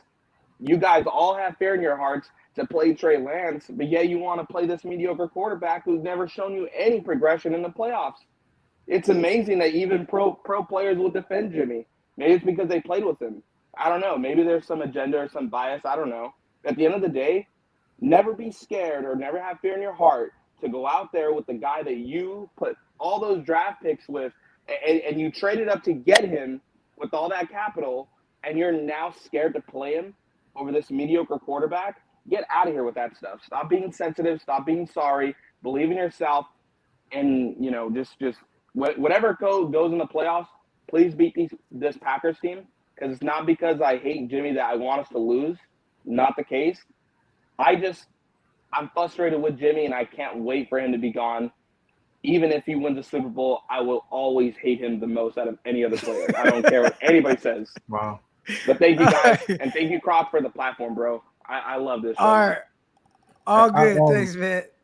Can let me go say ahead. something real quick. So I was thinking about like wow, that's a lot of hate. So I wanna kind of I know he's got that much hate, but see, I want to take it like this. As a 49er fan, when Kyle came in, we had Brian Hoyer, and I forgot who was behind him. And it was like, all right, the team kind of had to grow. All right, and we grew with Jimmy. Jimmy got us to a point we didn't win any games, and then boom, we got one game. CJ Beathard, okay. Jimmy came in, all right, boom, gave us a little bit of life, brought us back up to that next tier. We're growing. Then boom, all right, Kyle's got his mojo. He's found his rhythm. He's cool. Now we got to the point where, as a team, I feel like we've outgrown Jimmy. And Jimmy, we've hit our ceiling. Like the team before, it was Jimmy was the one that was carrying the team. Now the team is caught up to Jimmy and surpassed Jimmy as far as his ability. Now is to the time where, okay, now we need to upgrade our quarterback to make us to that next level, because if we stick with Jimmy, we're always going to be that team that's going to be, we're always going to have. We're always going to be the team that's an underdog in this type of game, right? Because of our quarterback, because they know, okay, he's whoever he goes against. Once it gets to the playoffs, he's most likely not the best quarterback of that matchup going forward. You know what I mean? So for us to take that next step, because we got the formula. Kyle Shanahan has got the formula. He's got the defense. He's got the running game going. He knows he's got his weapons. I feel like now he's like, all right, now I just need a quarterback that can. He doesn't need to be elite, but just give me that little and I wouldn't even say just give me that little I would say just don't do the weird stuff, because they already limit his attempts. They limit what he does. They confine, like, it's like we only throw to a certain area of the field most of the time to play to his strengths. So I don't even think it's so much that we need a little extra. It's just like, just don't do the weird stuff. And I think guys would even just appreciate that, because I know what Jimmy is and what he isn't, right? Mm-hmm. So I think we all do, and we all know where he works best and how he contributes to wins. So don't play the Packers and throw the ball backwards and now it's a fumble, and that you know what I'm saying, be part of the reason why we end up losing the game. But even though it's like, well, he drove down the field at the end of the game, and it's like, well, maybe it wouldn't have got to get to that point if he didn't throw the ball backwards. So I think it's those things that it's like you try to limit a little bit. Yeah, my thing real quick with Garoppolo, my main issue is the inconsistencies, because like when they gave him that contract, we seen some good stuff out of him. Excuse me, we seen the bootlegs and the throwing off platform, and he could move the pocket pretty well. mean, we saw some promising stuff that he was doing with, with nobodies basically. We had Jeremy Curley at, and some, I don't even know who, Marquise Goodwin, like, old Wash players. He was playing, with Pierre Garcon and stuff, like all these dudes, and he was doing decent stuff. I Trent mean, he Taylor. won five Trent games Taylor. in a row. My issue is when the team decided to give him that contract. They could have franchise tagged him, because what we saw at him was, I mean, teams kind of already knew what the 49ers were. I feel like they weren't really playing us very tough. I mean, he did beat the Jags that year, and they did go to the AFC Championship and stuff like that. But I mean, like I said, he showed us some good stuff, and I feel like it was just a desperation move, because after all the bad quarterback play that we've seen and all the stuff that we went through, and letting Kaepernick go and letting Alex Smith go, and where we ended up, I feel like the team was just kind of like, oh, like this is it right here. Like we can't let him walk. We can't let him, we can't let him, seek other options. And I feel like it's just a testament to what a good of a coach Kyle Shanahan is, because he's able to play scheme this game around the limited skill set of his players, and he's playing to their strengths as well. And that's the main thing. The reason why we're able to win games, and the personnel that was put around him, was built, because he does good things, and they're trying to elevate those good things. But my problem is when he does mistakes and gets inconsistent, and then he gets hurt, like I was talking about the other day. When he gets hurt, and then that's his excuse when he plays bad, is all of a sudden, oh, he had an ankle sprain, he had a thumb, he had a shoulder, and it's like excuses to, like, kind of, he can fall back on as to why he's playing, the way he is. But I mean, I feel like we all understand at this point who he is. He's been on the team for 4 or 5 years now. I mean, I think we all understand, that he's not going to get any better. He's not going to improve. He's not going to become Mahomes. He's not going to wake up and be Mahomes one day, and I think we just got to appreciate the fact that our team, our coaching staff, because I feel like not every coach in the NFL could do this. They can't just, that the team's bad and they can't do much. And is that just the quarterback's fault, or is that the coach's fault? Because I feel like any good coach, can get his players to play for him and get them to play the right way. And that's we got one of those coaches. That's why when everybody was talking about fire Shanahan, blah blah blah, and I mean, I get it. People were mad we were on a losing streak, and but we got Lance to look forward to, and hopefully, they already effed the first one up. Hopefully, they learn from their mistakes and they can, actually build on this one towards something good. All right, I appreciate y'all. I gotta get to the next callers, man. Mhm. The next group, everybody that came on. I know a lot of people, they'll hate on someone's opinion. Pioneer, I appreciate your opinion, even if it differs from mine. Everybody that came on, I thought you guys had good things to say, man. So shout out to y'all, man. I appreciate y'all for coming on. Oh, well, the score? Well, I think we all think the 49ers are gonna win. So unless you think the Green Bay Packers gonna go win, then No. All right. Okay. All I right, here we appreciate go. it, Croc. Thank you. All right, y'all. About to get to the next callers. My bad, y'all. My bad. I know we went a little long there. Real quick, let me get to these contributions real quick. There are a couple things. This one's actually not a contribution. Someone says, nope. Oh, this one. So he was saying Kyle called a different game in the second half against the Texans. It's hard to say. I think the 49ers just did a better job of moving the ball. So once you start moving the ball, you kind of get in the rhythm. I think it was more so of that than Kyle calling a different game in the second half for Trey Lance. Here's a good one. And again, this one's not a contribution. I'll get to contributions right now. When you say limited, if you don't say what the limit is, then it's just nothing. The limit with Jimmy Garoppolo is that, one, you could tell what some of his limitations are with how the offense is constructed, right? So there are very few throws outside the numbers or pushing the ball down the field.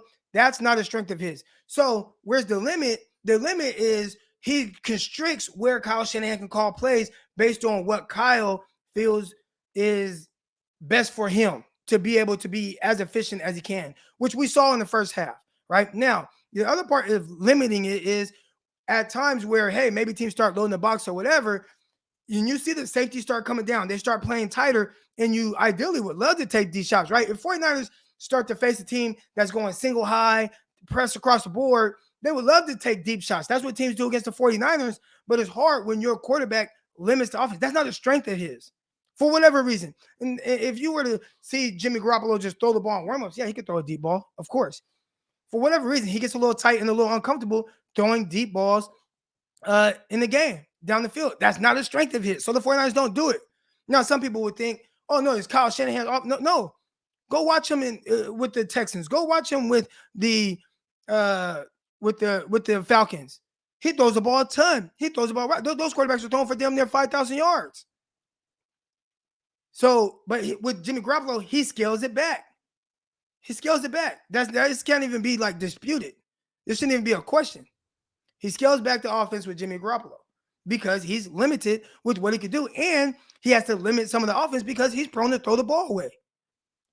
He threw damn near 300 less times than Patrick Mahomes, but the same amount of interceptions. How does that even work?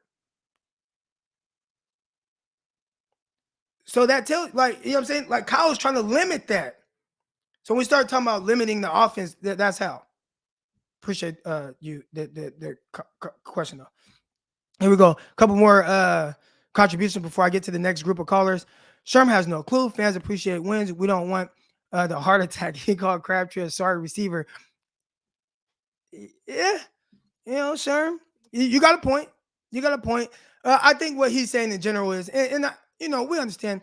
49ers have been through a lot of hard, dark times, right, where the team was just trash. And I think those times let us know how hard it is to win. So when you do have a quarterback, regardless of if he's great or mediocre or however people feel about him, you're winning with him. He feels you should appreciate that. I think the 49ers are looking at it from the standpoint of, damn, feel like there's another level. And Sherm is saying, well, appreciate the level that you're at because at the end of the day, you are in contention. You are winning. You just won a playoff game. You went to a Super Bowl with them.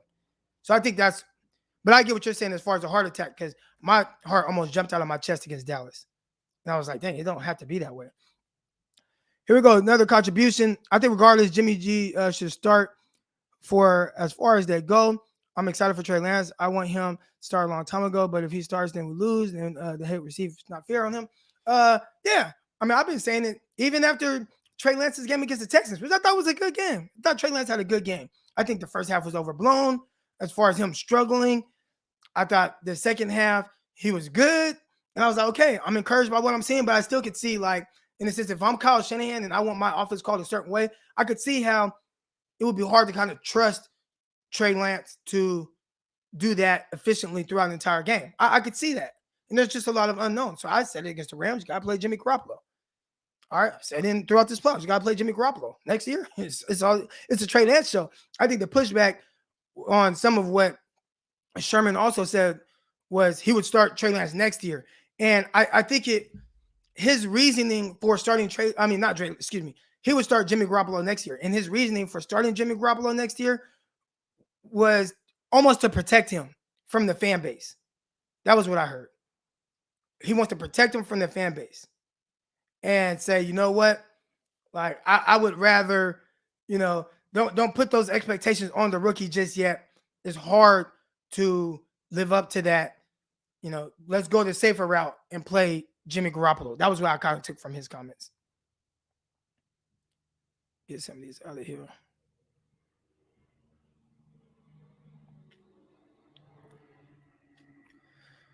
Here we go.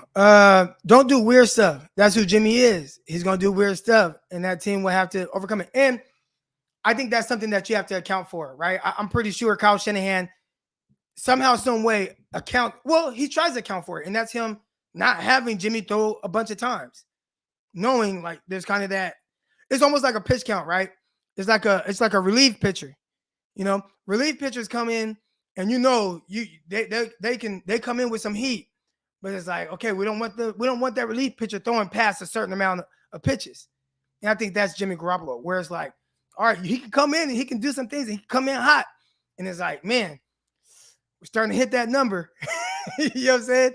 Damn, we hit the number. Oh, there goes some weird stuff. And that's not to say that other quarterbacks don't have weird moments. All quarterbacks throw picks and do some weird stuff. Hell, Kyler Murray, I don't know what the fuck Kyler Murray was doing in that game. He did a lot of weird stuff. Kyler Murray sucked. I would take Jimmy Garoppolo any day over whatever the fuck I just saw from Kyler Murray in that playoff game. That was terrible. All right. So quarterbacks are prone to do some weird stuff.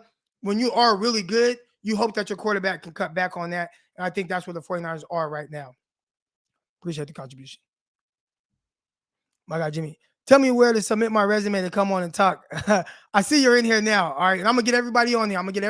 We're going to be on here as long as we need to be. All right. And last one here. When you say limited, I already addressed that. Make sure there weren't any other contributions I missed while I was going on my little rants. Here we go. There were some more. So let me get to those real quick, y'all. Man, I appreciate the contributions. They're coming in, baby. They're coming in. All right, here we go. We got John Milliner. Any relation to D. Milliner? I play with D. Milliner on the Jets. Why the 49ers offense has not become elite yet? Because they are missing the play action. This is how Matt Ryan became MVP. I think that's a big part of it, right? The play action and having Julio Jones, that does help. But the 49ers have some big-time weapons as well. You know, between Deebo Samuel, George Kittle. Like, those are you know what teams would give to have a Deebo Samuel and a George Kittle to be able to use them in that way and to how they just get the ball in these guys' hands and let them go to work. Just get the ball in their hands any way possible. So, yeah, part of Matt Ryan, I think, was Matt Ryan, though, I think it gets a little understated or a little looked over with how he's always been good. It just was like for those 2 years, especially that last year, he played at like an MVP level where it was just like, oh, MVP, hands down. But before that, I mean, Matt Ryan was good. He was always a good quarterback. He was always throwing the ball around. Here we go, my guy Eddie. The QB situation is simple, Crocky. If you are an opposing team's defense coordinator, how would you game plan against them? 49ers 30-20. Yeah, you know, and I think the QB situation for the 49ers is simple right now in the sense of you play Jimmy Garoppolo. That's the veteran. He knows the offense. Kyle has a good understanding of how to call plays for Jimmy Garoppolo. He knows Jimmy Garoppolo's strengths, his weaknesses, where he excels. It's just a little easier to call plays for him and have a game plan. And he leads and his teammates follow him. All right. So, you know, we know what that situation is. I think it is pretty simple. I like the score prediction. I'm actually going to go a little bit less on the actual score. Here we go. Good morning, Croc. Out here in the streets of Frisco on the BART. It's crazy you say Frisco. There's like a certain section of 49ers Twitter. They're like, you can't say Frisco. You can't say. And I'm like, man, everybody I know from Frisco, they say Frisco. Like, what are you talking about? All right. Good morning on the streets of Barlow. Everyone's talking about the game tomorrow. It's just positive vibe right now. And hopefully when I get to these next group of people, because we have a good group coming on right now, hopefully we can get to positive vibes and keep those positive vibes going because I'm excited. I really feel the 49ers can win. You know, we're just having a discussion. I appreciate the contribution. Here we go. I think there's a couple more contributions here. Grant Cohn says 49ers have to win in spite of Jimmy. That's what I cut off Chris Sims at one point in that conversation, but Chris Sims, he really kind of said the same thing. 49ers win in spite of the quarterback.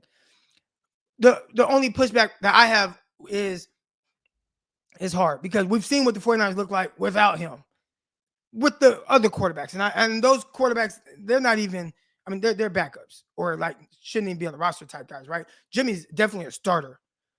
But even then, with him being the starter and being able to win in spite of him, I can understand that. How many full seasons has Trey played in D1 before he was drafted? He played one full season. One full season. You know, I think the same could be said for how many full seasons did Mac Jones play before he was drafted? Mac Jones played one full season, D1. Trey Lance, too. Trey Lance played one full season, D1. Oh, Trey Lance played one AA, so FCS. And they beat, you know, every year, North Dakota State plays Division I schools, and they beat them. I had a guy on here yesterday, and he was talking about it. Like, the D1 schools, Iowa State, they beat Minnesota multiple times. Like, those schools stopped wanting to play North Dakota State because North Dakota State would beat them. Like, North Dakota State is, like, hella good. Hella good.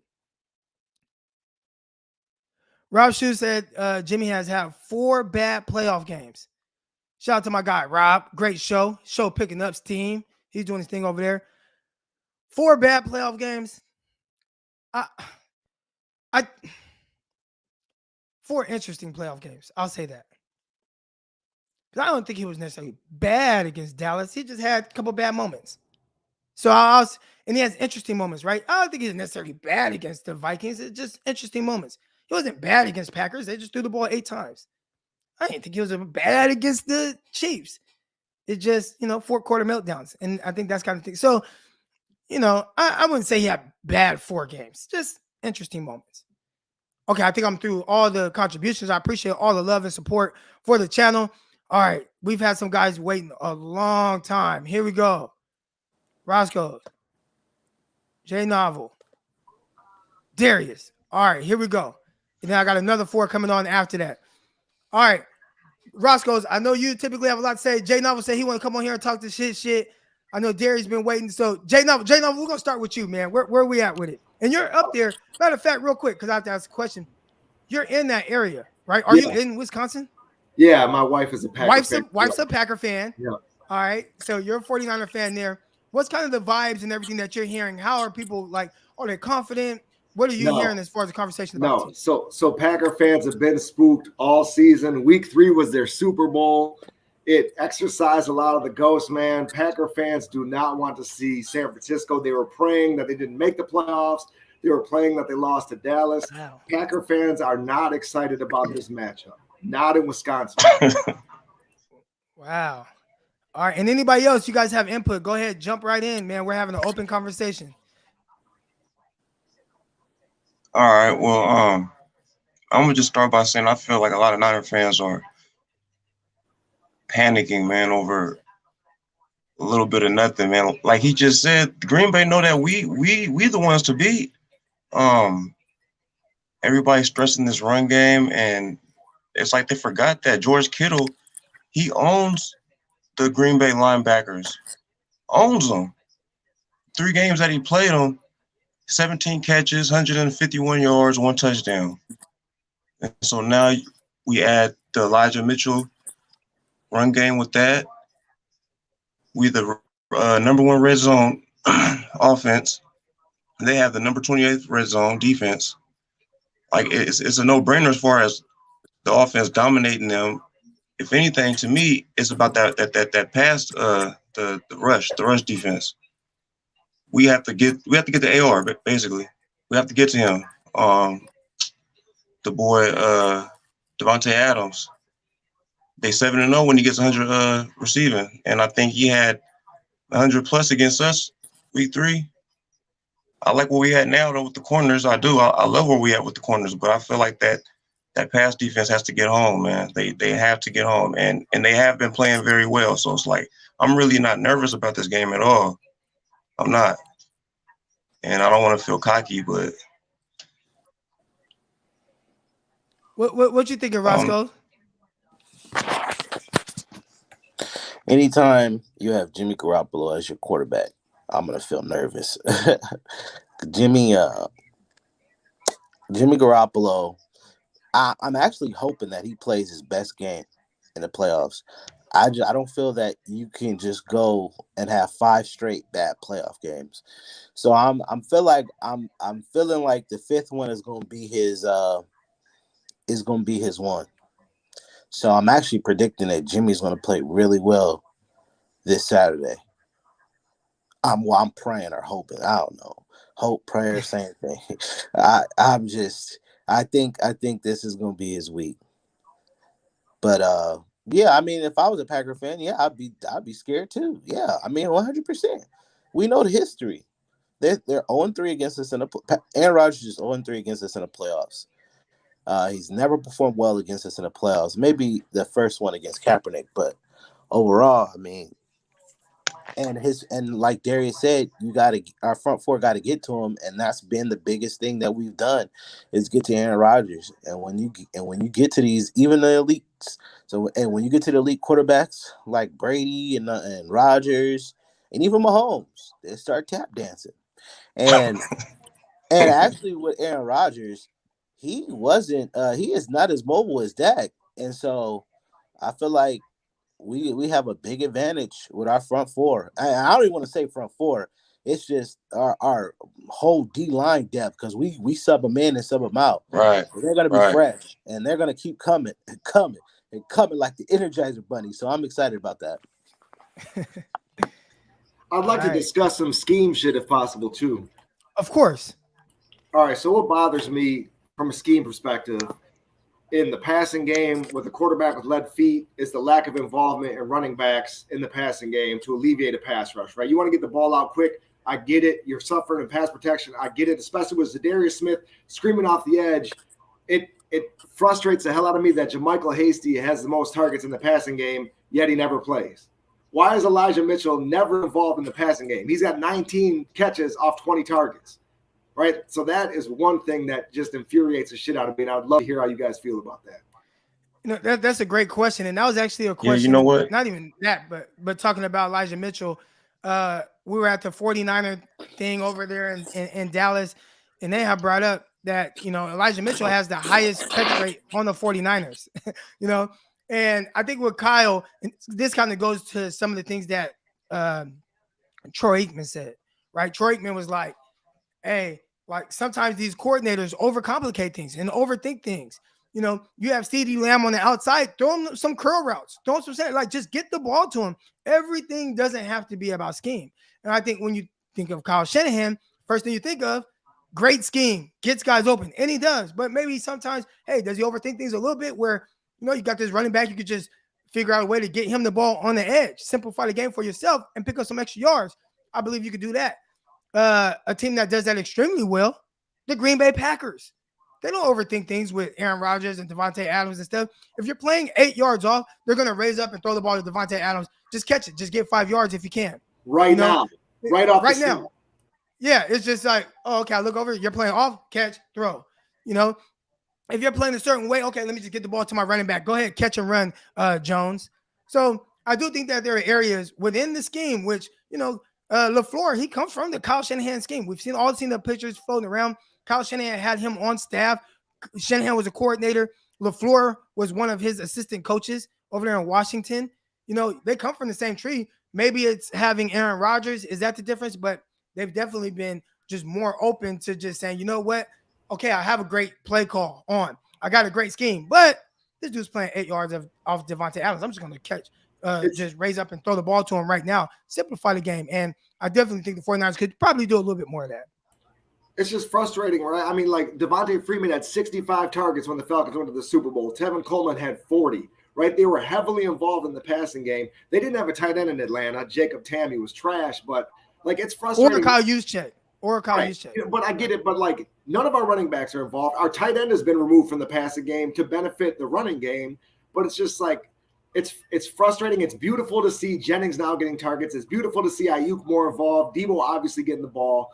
But it's like, man, like how have we not unlocked the screen game all these years into this offense? How have we never evolved that into the attack? Yeah, I don't know. And I want to see him get Jeff Wilson more involved. I'm trying to see him get more of Jeff Wilson. So I wanted to say something about that. I believe that they've been using Jeff Wilson as a decoy all regular season to unlock something for him now in the postseason, man. If you look, Jeff Wilson only comes in, runs those motion and blocks on those running plays. They have to have plays off of that, man. They have to have a leak up the sideline. They need to run him. I feel like they need to run him more like in between the tackles, and then let Elijah and Debo hit the edges and keep hitting them with the 1-2 punch. You know what I'm saying? But yeah, my bad, Croc. I didn't mean to cut you off. Yeah, no, I was just saying, you know, he said Elijah Mitchell's not good catching running back, but he has the highest efficiency catch rate on the 49ers, like over everybody. So talk to him, Croc. Maybe that's not a strength of his. I don't know, but the numbers say different. So it's hard to tell because they haven't really utilized him that way. But it seems like when targeting him, if he's truly caught 19 out of 20 passes, I feel like that's solid. Right? Like, and I mean, he caught the ball some for the Raging Cajuns. So I don't know if he's not good at catching the ball Or again, if they're not using Isaiah, maybe I'm wrong. For comparison purposes, Hasty's 23 out of 29. Right. But all right, anybody else on here right now have anything else to say before I? I wanted to. The reason why Yeah, I asked for the link because I wanted to speak on this. If the Niners don't win a Super Bowl, it's a waste. I don't get that. I mean, if we didn't make the playoffs, yes, I would have considered this season a waste. But making the playoffs and winning a game, like I don't see how you can say that this season was a waste. Like beating the Cowboys in the playoffs, Kyle Shanahan getting a playoff win under his belt for another year. How can anybody say that it's a waste if we don't win a Super Bowl? I mean, most people, especially when I was one of those who was getting on Kyle, I was like, man, he's about to have one winning season in 5 years. And I was going to use that against him. But now he has 2 winning seasons in 4 years. He's got another year where he's got a playoff win under his belt. So I don't understand how anybody can say, oh, yeah, this is a wasted season just because we don't win the Super Bowl. Are you saying that everybody who doesn't win a Super Bowl it's a wasted season? That don't make sense to me. It's crazy. Like I think maybe just coming on here just saying anything. I don't. Hey, Roscoe, it could have been the fact that because Kyle promised that, and maybe he's just holding them accountable. You know what I'm saying? They said it was a Super Bowl roster, 2019 vibes. This is all Jed that York's crap. This is York's fault for firing Harbaugh after making 3 straight NFC Championships games and losing a Super Bowl and saying we don't celebrate NFC Championships. Yeah. That's a good point. That's a good point. But Jed York, look, he had this team. He can't say that. I mean, after what we went through, those 8 years of hell, I know everybody remember. When we had Cody Pickett and Giovanni Gamarzi and Ken Dorsey came in for a little bit, Trent Dilfer. I mean, we had all those quarterbacks. It was by far one of the worst stretches in my life as a football fan. But I mean, to honestly say that, this season is a waste if we don't win a Super Bowl, I think it's ludicrous. I think it's crazy. And I think it's quite disrespectful to the players and the team, and especially because a lot of people didn't think we'd be here. And now to Super Bowl roster comment. Look, like Croc says, what is a Super Bowl roster? Like, what is a Super Bowl roster? Most teams say they have a Super Bowl roster, but you don't know it until you actually go to the Super Bowl. And so, I mean, it's hard to go to the Super Bowl. It's hard to win the Super Bowl. I mean, Tom Brady, he's got 7 of them. So, everybody think like, oh, yeah, we could get. No, it's hard. Aaron Rodgers has only been to 1 Super Bowl. Aaron, the freaking Rodgers, he's a really good quarterback. I mean, he's an all-time great. He's an all-time great, but he's only got 1. Drew Brees, he's only got 1. I mean, it's not an easy thing to go to the Super Bowl. So I just feel like to say, oh, if we don't go to the Super Bowl, it's a waste. That's crazy. It's hard to get there. It's hard to win a playoff game. There's Trent Williams. He's been in the league forever, and he's got his first playoff win. So to say that and tell Trent Williams, oh yeah, this season is a waste because you guys didn't go to the Super Bowl. Trent Williams said that playoff win felt better than any accolade he's ever received. Now that's what I'm talking about. Shout out to Trent Williams. So I gotta say, Croc. All right. I appreciate all y'all coming on, man. I'm gonna get the next. Before we go, I want to say, go ahead. I got one thing to say, Croc. One thing. My last comment, as far as everybody wants to say what's fair for Trey, and it's not fair to say what's fair for Trey. Like he's a quarterback, NFL quarterback. He's a champion. He's a winner. If they put him out there to play, man, let that man play, bro. I don't think it's going to affect him one way or another about if he wins, lose, or draw against Aaron Rodgers or anybody else, man. I just want to put that out there. Like, if they call him to play, give him, like, he's going to have confidence in himself, already know. But, man, get behind that man if he is called to play. But don't act like, oh, it's not fair for him to ask him to it's too big, it's too, like, nah, man. He's won championships. He knows what time it is, and I'm pretty sure he knows that this is not this is not his fault. Win, lose, or draw is not on him. So, but yeah, thank you though, Croc. Shout out everybody that is calling in, bro. And hey, another thing too, bro. Holla at me. I'm trying to buy some merch, but I'm trying to get the hat, the fitted, All the right, black yeah, and red fitted. I've been hitting on these games on the I've been doing my thing with the bookies, so I've been in the DM. Don't tell me that part. I've been in the DM, bro. So I'm saying I'm really trying to get one before my wife get all my bread, bro. I'm being honest.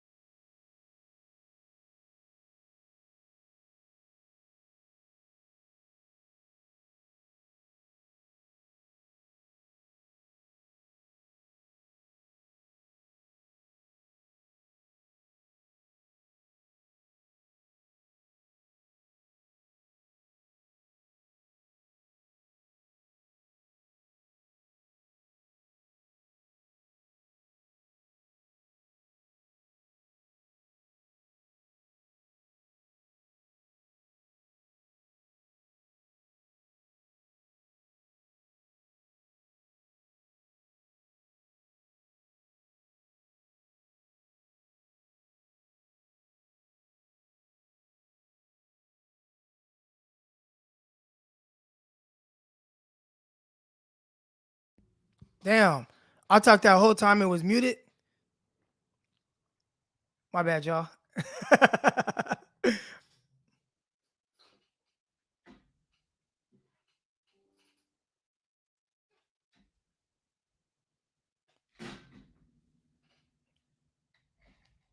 Here we go.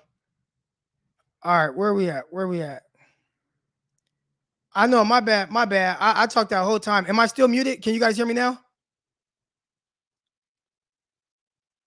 I had pressed the button. See, I gotta stop moving. There's a button right here, and if I hit that, it can't be the cord. I don't buy all these damn new cords, so it ain't the cord. I don't know what the hell happened, but I'm good now. All right, here we go. I pressed the mute button. But what I was saying was, goddamn, now I gotta say all that again. Elijah Mitchell, was he drafted to be a third down back? I don't know. I think everybody looks at Elijah Mitchell and they think I think they think Elijah Mitchell is a smaller back because he's listed at 5'10", 200 pounds or something like that. But at his university, he was listed heavier than that. And when he weighed in at the Senior Bowl, he was 218 pounds. All right, he was a 218-pound running back. But between the Senior Bowl and his pro day, he lost like 18 pounds and weighed in at 200 pounds to run faster. So I think everybody thinks he's a smaller, compact back that runs hard. I don't think he's small. I think he's closer to 220 at running back, but he's just listed at less than that. All right, here we go. I don't know where everybody's at in the thing, but I got one person here. So I got Ryan. Ryan, what's good? I don't know where everybody else kind of dropped out. Yeah. I think because when when the audio went out, they may have thought they had to jump out and come back in or something like that. We've been up for a long time. Here we But go. anyway, I had a couple We had things some up people real wait for hella fast. long. So if you were in, I'm gonna get you back in. Hold on. I'll wait because there were a few people. We had I know Kenneth Goldman was waiting for a while. There were a couple others waiting for a while to get on. So hold on, let me make sure that they get in real quick. So I just sent the link. That'll be the last group though, because you know what I'm saying we've been on here approaching 2 hours. All right, here we go. There we go. Dang, man, got booted. What's going on, Croc? I know, my bad, man. My bad. Here we go. That ain't it. That's probably gonna have to be the one that we go with.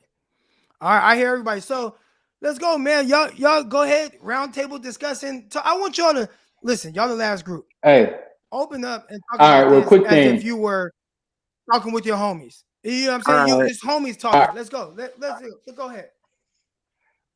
So since y'all was my homies, right? I'm gonna go back to the early thing about Jimmy G and this Trey Lance situation where everybody talks about, well, I feel comfortable with Jimmy G and the game plan, and we trust him, and that the rookie don't know the playbook, or we're not as confident with him in the playbook. But throughout this whole year, especially like the first half of the year, we was like a third ranked, third down conversion team there is. We seen on more than 4 games where we went 5-and-out in the first half, where our offense was sputtering, couldn't get anything going, and we have a quarterback. But then when we talk about Trey playing now, oh, he's a rookie, he's not comfortable with the playbook. Kyle Shanahan don't know how to play, like, call plays for him. But I'm like, so it's okay when an 8-year veteran is sputtering, we get 3-and-outs, our offense is in nail, we can't move the ball. It's cool when he can't do it. But then it's the rookie title, Trey Lance. That never makes sense to me. You see what I'm saying? So, like, the game play against Houston, his first half is because he's a rookie. They can't get a footing. But when it's Jimmy, well, we just need to condense the game down and run the ball. So why can't that same logic be used for Trey Lance? Because to me, that's very contradictory where we make a big issue for Trey, saying that he's not able to do it as a first-year quarterback, but the 8-year quarterback has this issue throughout the whole season. That doesn't make sense to me. And then the last thing I think y'all guys were talking about, like Chris and Ross was talking about the playoffs, and it's been a success, and just making one game. What difference between this is why Tom Brady is considered the GOAT, because he has a GOAT mentality. Kobe Bryant had a Mamba mentality. I play to win ring. I play for a storied franchise like the Los Angeles Lakers. I play for a franchise like the Patriots, where our standard is rings, it's championships. We're not the Jaguars gonna be happy to come in, or the Bengals to win one playoff game. No, Joe Montana set the standard. It's ring. It's quest for 6, not a quest for one god doggone playoff win or one division championship. No, we come because we're the Niners. We represent the Niners. We spend our money on the Niners because of what? The statues that the greats put out there, man. So that's why we sit and say, yeah, we want rings. You know what I'm saying? So I really appreciate Tom Brady for having that mentality. Or Kobe Bryant or Michael Jordan saying, hey, bro, we come out here to win. You know what I'm saying? The ring, the big thing, the big dance, not just to come in and get on first base and be happy with.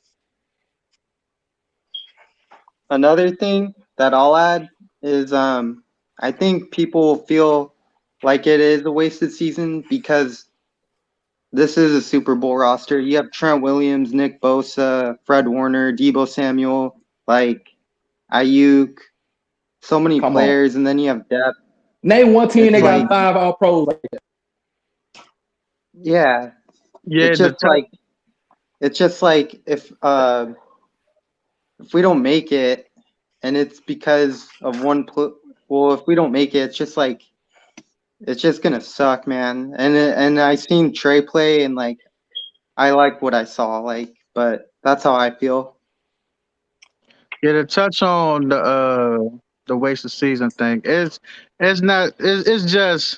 a wasted season of Trey's development. You know what I'm saying? So whereas though we could go into next season where he could already sing like the exotic packages from certain teams. That way he won't get caught off guard next year when teams try to throw some stuff at him. That's my honest opinion on what the wasted season is. Because from what I believe, what Kyle was trying to tell us is with Jimmy, we could win a Super Bowl. That's what I got out of that. Do anybody? I would say this. I would say this. I think John, once you make the let's say it too, playoffs, man. We have a Super Bowl roster. yeah, but once you make the playoffs, it's not a wasted season for Trey Lance. Like now, if you play this whole time and you ain't even make the playoffs and he only got 2 starts or whatever, then we could say, damn, we spent all that time and didn't get him those live reps. But once you make the playoffs, the wasted part, that's out the window. I think I'm not going to say it's like a success, but I think it's a good season. Like once you make the playoffs and you win a playoff game, that's a good season. Yeah, Not great, yeah. but that's a good season. Regardless of who's at quarterback, Jimmy Garoppolo or other. So there's going to be time for Trey Lance to get all those things that you want to see next year, and maybe just whatever the case. It seems like he's a quick learner. I think we saw a huge progression Yeah. from the Cardinals game to the What's Texans game in the second half, and how what's he his got better grace there. period So I'm though? good. Huh? How many games do he What get you though? mean? Because I hear people on talk radio, local radio, because they say, hey, well, by week 6, by 5, we have like the expectation for next year is that he ain't gonna have the leverage and the grace of 10 to 14 weeks to learn play. They gonna have an expectation. I heard somebody say on Signing Guru and Tim Ryan and Brett Pop, they over here talking about, well, playoffs next year, there shouldn't be any excuse for Trey Lance. And I'm like, time out. How the hell that he's going to have, he can't get another 10 to 16 games that these other boys got this year to learn, to get acclimated. But then y'all gonna put this expectation on immediately. But you could Well, have he that's could have what. took care of that this year Yeah. then. Next year That was is that was basically Richard his rookie Sherman's year. point. Right. That was Richard Sherman's point, right? Like Richard Sherman's thing was you got a quarterback that's winning, you're not appreciating those wins and Jimmy Garoppolo, but y'all want to throw a rookie in there with the expectations for him to come in and look like Jimmy Garoppolo, and he doesn't think that that's fair to the rookie. So I think regardless, just how we have these conversations all the time about Jimmy Garoppolo, no matter what, I feel like there's no way around it. Everybody's going to go with their emotions. They're going to see something. Oh, I don't see it with Trey Lance. Then he's going to have high moments. And they're going to be like, oh, wow, he's the greatest quarterback ever. And then he has a down game. And then they're going to be like, oh, my gosh, he's not ready. He came from a small school. It never works. Then he wins some games. And people are going to play it week by week. And you're going to see people's emotions be all over the place when it comes to Trey Lance. And at the end of the day, we'll see how it plays out in a few years. So I get what you're saying, though, Ryan, in the sense that by week 6, if he don't just hit the ground running, people are going to be like, oh, it's a bust, right? And you're saying, like, that's not fair. That's not fair to the young guy. You would have rather, hey, let's get him in right now this year. People understand he's a rookie making rookie mistakes. And then next year, he'd be better for it. That's what you ideally wanted, right? Hey, Croc. With Greg Papa saying, like, if Trey doesn't make the playoffs next year, I think it kind of, even though, like, I feel like since we stuck with Jimmy, and if we're going to go far, like, let's say we make the Super Bowl, then it's like, okay, Trey, now you have to go do that. I think it's still kind of like, I mean, it'd be cool if we won, but it's, like, kind of unfair to Trey, you know? No. If you can win the Super Bowl, you got to win the Super Bowl. Right. You I got hear you what got you're to win the saying, Super though. Bowl. And again, that's what Richard Sherman was saying. And that's why Richard Sherman was like, if he's the 49ers, he plays Jimmy Garoppolo next year just to kind of hold off, almost like protect Trey Lance from that.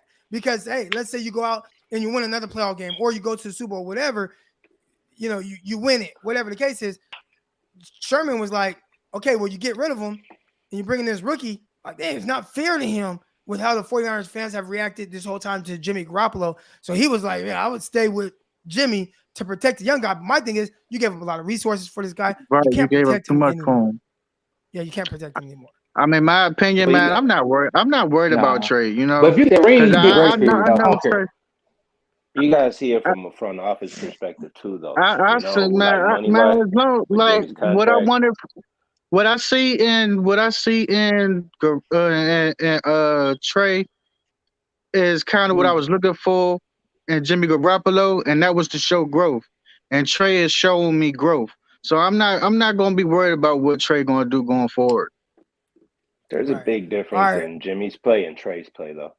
Like if you give I'm not Jimmy talking. like I'm not. 5 No, I'm not seconds, talking about the like to play. like a play develop, like you know he's gonna crumble though. Like if you see a play last longer than 5 seconds, you know he's gonna either do like a doy play, or he's gonna just like take a sack or do something done with the ball. But at least with Trey, if you see a play last longer than 5 seconds, you'll see him like look down the field and he got the arm to do it. Like you see Jimmy and he'll be hesitant to like let it out, like let it like a gunslinger mentality or something, you know? Like he even like second guesses himself, you know? Yeah. So, but like I think Kyle has like the game plan of like having Jimmy like get that ball out in under 3 seconds. Because if he doesn't, he's gonna be like screwed. And I think that's just the way that the team is right now. This is Got going it. to be a All right, good game, though. it is gonna be a good game. I'm gonna get you guys off to get the next two callers on, man. I appreciate y'all calling in. All right, thanks, All bro. All right.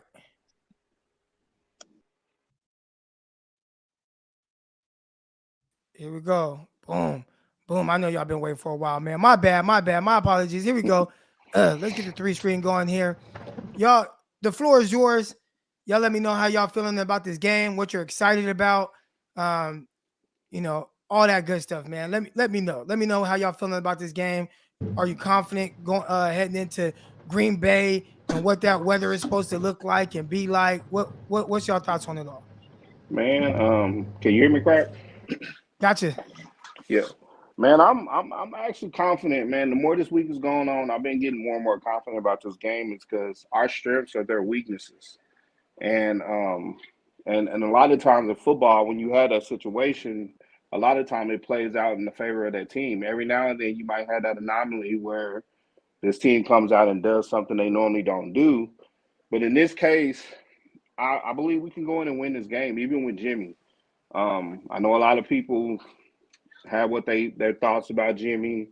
I've always been I ain't gonna say I'm a Jimmy supporter, but I've always understand where Kyle stand with Jimmy.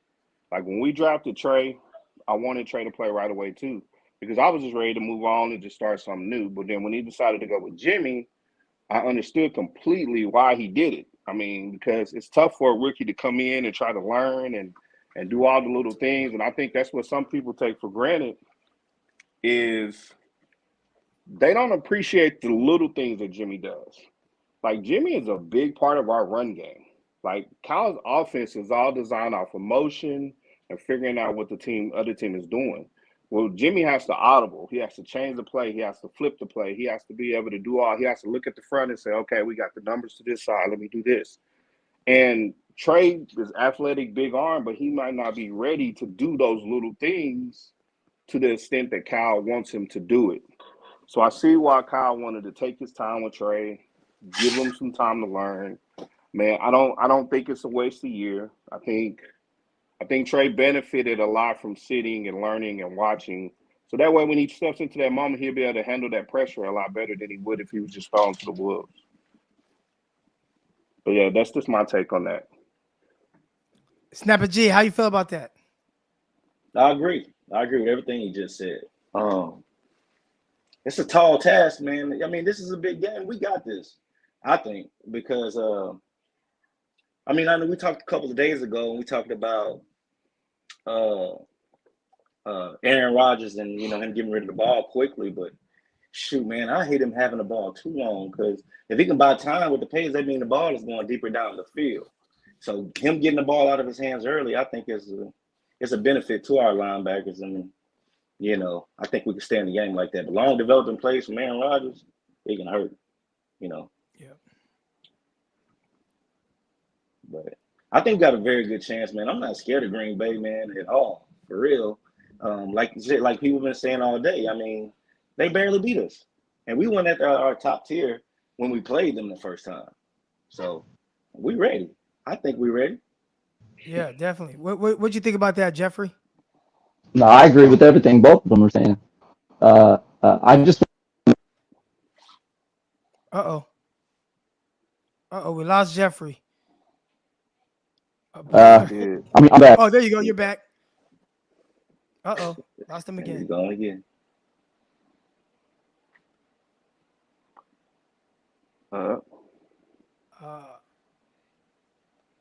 Can you hear me? There we go. Yeah, gotcha. There we go. Gotcha. All right. So I think there's a couple keys to the game that I think are going to benefit us. I know that I've talked to a few people that were saying that Green Bay has the worst special teams numbers in all the league right now. I think if we're putting Debo back to get the ball, I think that we might be able to come up with a few plays in that respect. I was also listening to the cutback crew yesterday. They were talking about defensive pressure, the offensive line getting pressure on the quarterback. And I know that Aaron Rodgers has Hasn't thrown very many picks this year, but we do pretty well against him whenever we get picks. I think the keys to that, like they were saying, that the last 5 games, our offensive line has had pressure on the quarterback more than 54% of the time in the last 5 games. We're almost number one when it comes to sacking the quarterback and getting pressure on the quarterback, which might lead to Aaron Rodgers throwing us a couple balls down the field. I can see that. It's just tough because Aaron Rodgers, man, he just does a terrific job of taking care of the ball. And, for somebody who threw 37 touchdowns, only have 4 interceptions, it's hard to count on him doing something to put the ball in harm's way or doing something to kind of affect his team. The best thing to do, get to him, sack him, put him in, third and long situations and try to do that consistently. And I'd say right now with the 49ers, the way their pass rush is working, hopefully they can do that. If they do that, then Packers are getting in some trouble. Then 49ers, I have no problem with the 49ers offense and their ability to move the ball, whether it's use the run game. Jimmy Garoppolo, he talked about it, man. I mean, he grew up in Chicago, played in that area, played at Eastern Illinois. I think he's going to be fine with understanding how to kind of take on this type of weather. So I'm confident in the 49ers offense, and I think 49ers defense, you're going to have to get some stops. Hopefully get a takeaway. You can get one takeaway, that'll swing things big time for the 49ers. Yeah, I see a takeaway at least in the special teams. That's what I'm hoping for. They have the worst special teams in the league right now. I think that's a big thing that we need to try to focus on. Also getting pressure on Aaron Rodgers. He's not as athletic as far as like running out of the pocket as Dak Prescott or Kyler Murray. I think that we can put pressure on that dude and force him to get the ball out of his hand. You know what, Croc? I've been thinking about. I kind of have a New York Giants feel to this season when they went in and beat the Patriots, because that's always been the Achilles heel to any great quarterback is get in his face and put him on his back. Yeah, and that's what we do. That's what we do best. And if you can do that with it as a defense, you have a chance of beating any quarterback. Brady struggles when he has pressure in his face. Breeze struggles. Every quarterback. When they have people in their face, they're not the same quarterback that they normally would be. So looking at that, to me, our chances go up. And because I do feel like the Packers, when I hear the Packers media or people talk, they are a little, we got the better quarterback, so we're just going to win. And it's like, they don't always play out like that. Like we have the tools needed to go beat a great quarterback. Like I said, run the ball, put him on his back. And we can, and the fact that we're really good at both of those, I like our chances. I watched all those wild card games and watching our pass rush compared to all the other teams that we're playing. Man, we're nasty. I just think we get in there and we cause problems, man. Yeah, I think all this Jimmy talk, man, it's draining, because when we got Jimmy Garoppolo we've been to the Super Bowl. Yeah, he made some mistakes, but I also think if Kyle continues to run that ball, that's a whole nother ball game too, because Mostert got 5 yards on the first carry. Then the next 2 plays, we throw the ball, we stop the clock. Third down, we stop the clock. We gave the ball right back to Patrick Mahomes. So we ran the ball. This game, even in week 3, Eric Armstead went in the middle. You know what I'm saying? Now we got bigger guys in the middle along with DJ Jones. That's going to be a problem. That interchangeability, man. We 12 defensive linemen, I think we have. And Nick left the game in the first half. After the first half, second half, we had 4 sacks. You know what I'm saying? So we coming. Green Bay scared. They look like they ain't scared all they want. We coming. All right, I got something to say too about Elijah. Oh, go ahead, Jeff. Go ahead. I got to say something too about Elijah Mitchell, because I was looking at his numbers and stuff. Everybody was saying, why don't we got Jeff Wilson Jr. in there trying to run up the middle? We got Elijah Mitchell on the side with Debo. Elijah Mitchell, even through high school and college, never fumbled the ball, not one time. Wow, knock on wood, but yeah, that's a good stat to know. Yes, sir. Man, I appreciate y'all coming on, man. Y'all came with some positive vibes. We're gonna keep it going. Okay, nice. I think somebody said, do you rap or something? You or Snapper G? Do one of y'all rap? Someone was saying, I don't know if it's y'all y'all names and they think y'all got some flows or something. But if you could rap, It ain't you know me. what I'm saying? Nah, I'm a Okay. DJ. That's my DJ name. I ain't a rapper, but I'm a DJ though. Okay, Oh, that was okay. D All Nice, right. not K Nice. That was D Nice.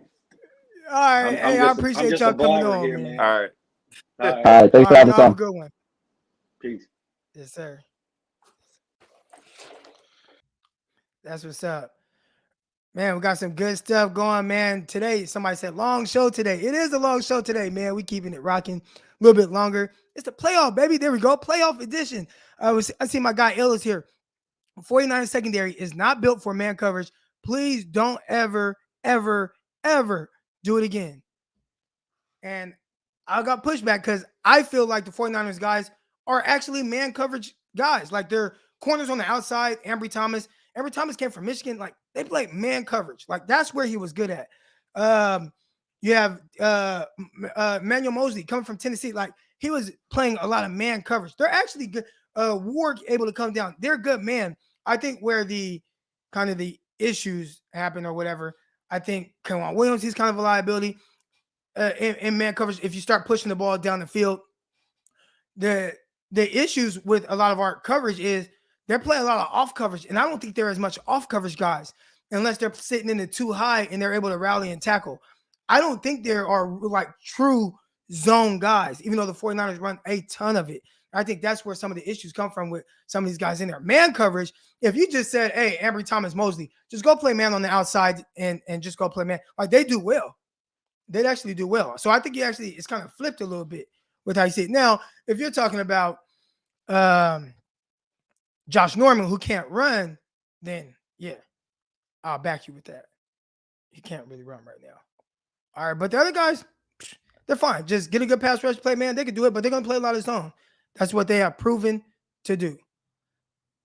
I saw somebody in here say something about underdog. Eyes on QB, get turnovers. Eyes on QB, get you beat too, especially in man coverage. Ask make sure I can hit the mute button. That's Trevon Diggs. All right. I think I can put my banner and stuff back up here, my brand real quick. Man. Here we go. So earlier in this show, you guys know, man, this show is sponsored and powered by Underdog Fantasy. It's a huge contributor to everything that powers through this show, makes it go. All right. Here's the link for Underdog Fantasy if you guys want to get involved in this. But right now, what I want to do is I want to share my screen and I'm going to let you guys, I'm betting with y'all, man. So y'all help me out here. Y'all help me out here. All right. So here's the over-unders for the 49ers Packers game. And again, if you don't know anything about this, this is Underdog Fantasy. All right. You can click the link right there. There's a link. It'll take you straight to it. Underdog Fantasy. Promo code Crocky. All right. Promo code Crocky. If you sign up today, promo code Crocky. All right. Now, I'm gonna go through this and you guys tell me, should I take the over or the under on all things pertaining to the 49ers Packers game? All right. I'm going to go with one right off the bat. Kyle Juszczyk. Anytime I see Kyle Juszczyk's numbers, which right now his receiving yards for the game, his over-under is 10.5, I always go with the over. I always go with the over on Kyle Juszczyk's yards. All right. So that's out the way. We're going to start with everything else. Jimmy Garoppolo, you get one prop per person. So we got Jimmy Garoppolo's over on passing yards, 230, or over on touchdown passes. He needs to get 2. Are you guys willing to take the over-under on any of those? Let me make sure there's not the thing for Debo. All right. Are we staying away from Jimmy?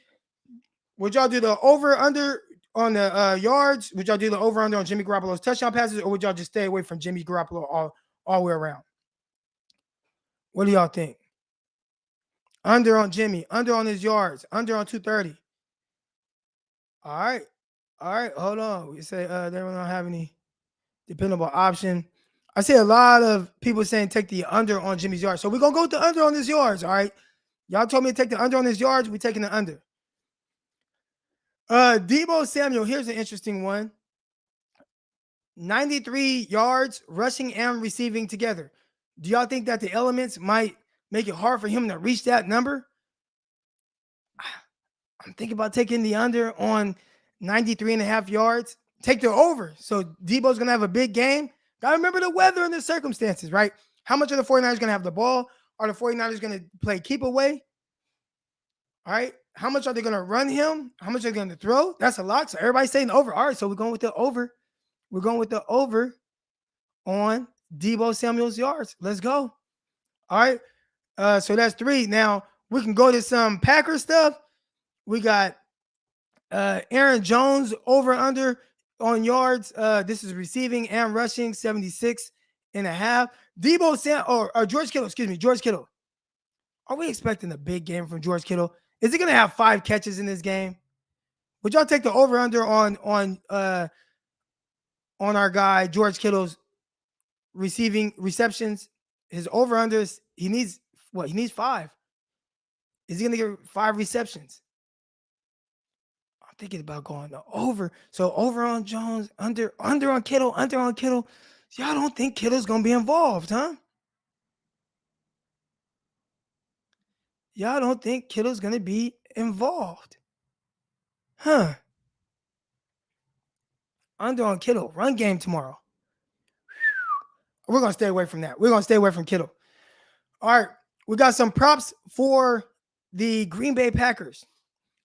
All right. We got Aaron Rodgers, his yards, 267. Aaron Jones, his receiving and rushing together, 76. A.J. Dillon, is he going to hit 40 rushing yards? I think if there's anyone that's going to be the under, it's going to be the under on that. I'm going with that. I'm making an executive decision there. And then we need one more. We need one more. So who is this? A tight end? What numbers does he usually get? Ooh, he's giving 13 yards. So against Detroit last game, he had 6'6", but 15 yards. He had 66. So here's their tight end. He had 66 yards in their last game, but typically he doesn't get a lot of targets. It looks like 11 yards in the previous game, 5 yards. They're over under. You can do this. We can do this. We can either pin him against Juwan Jennings. All right. So this is the cool thing. They call this rivals. All right. So is this tight end gonna, or is he gonna have 13 or more yards less than Juwan Jennings? Who do you think is gonna have more yards? Juwan Jennings. And if you think it's Juwan Jennings, is he gonna have 13 more? If so, we can go with Jennings. If not, we can go with the tight end. What y'all think? Who should we go with? Again, Juwan Jennings is giving him 13 yards.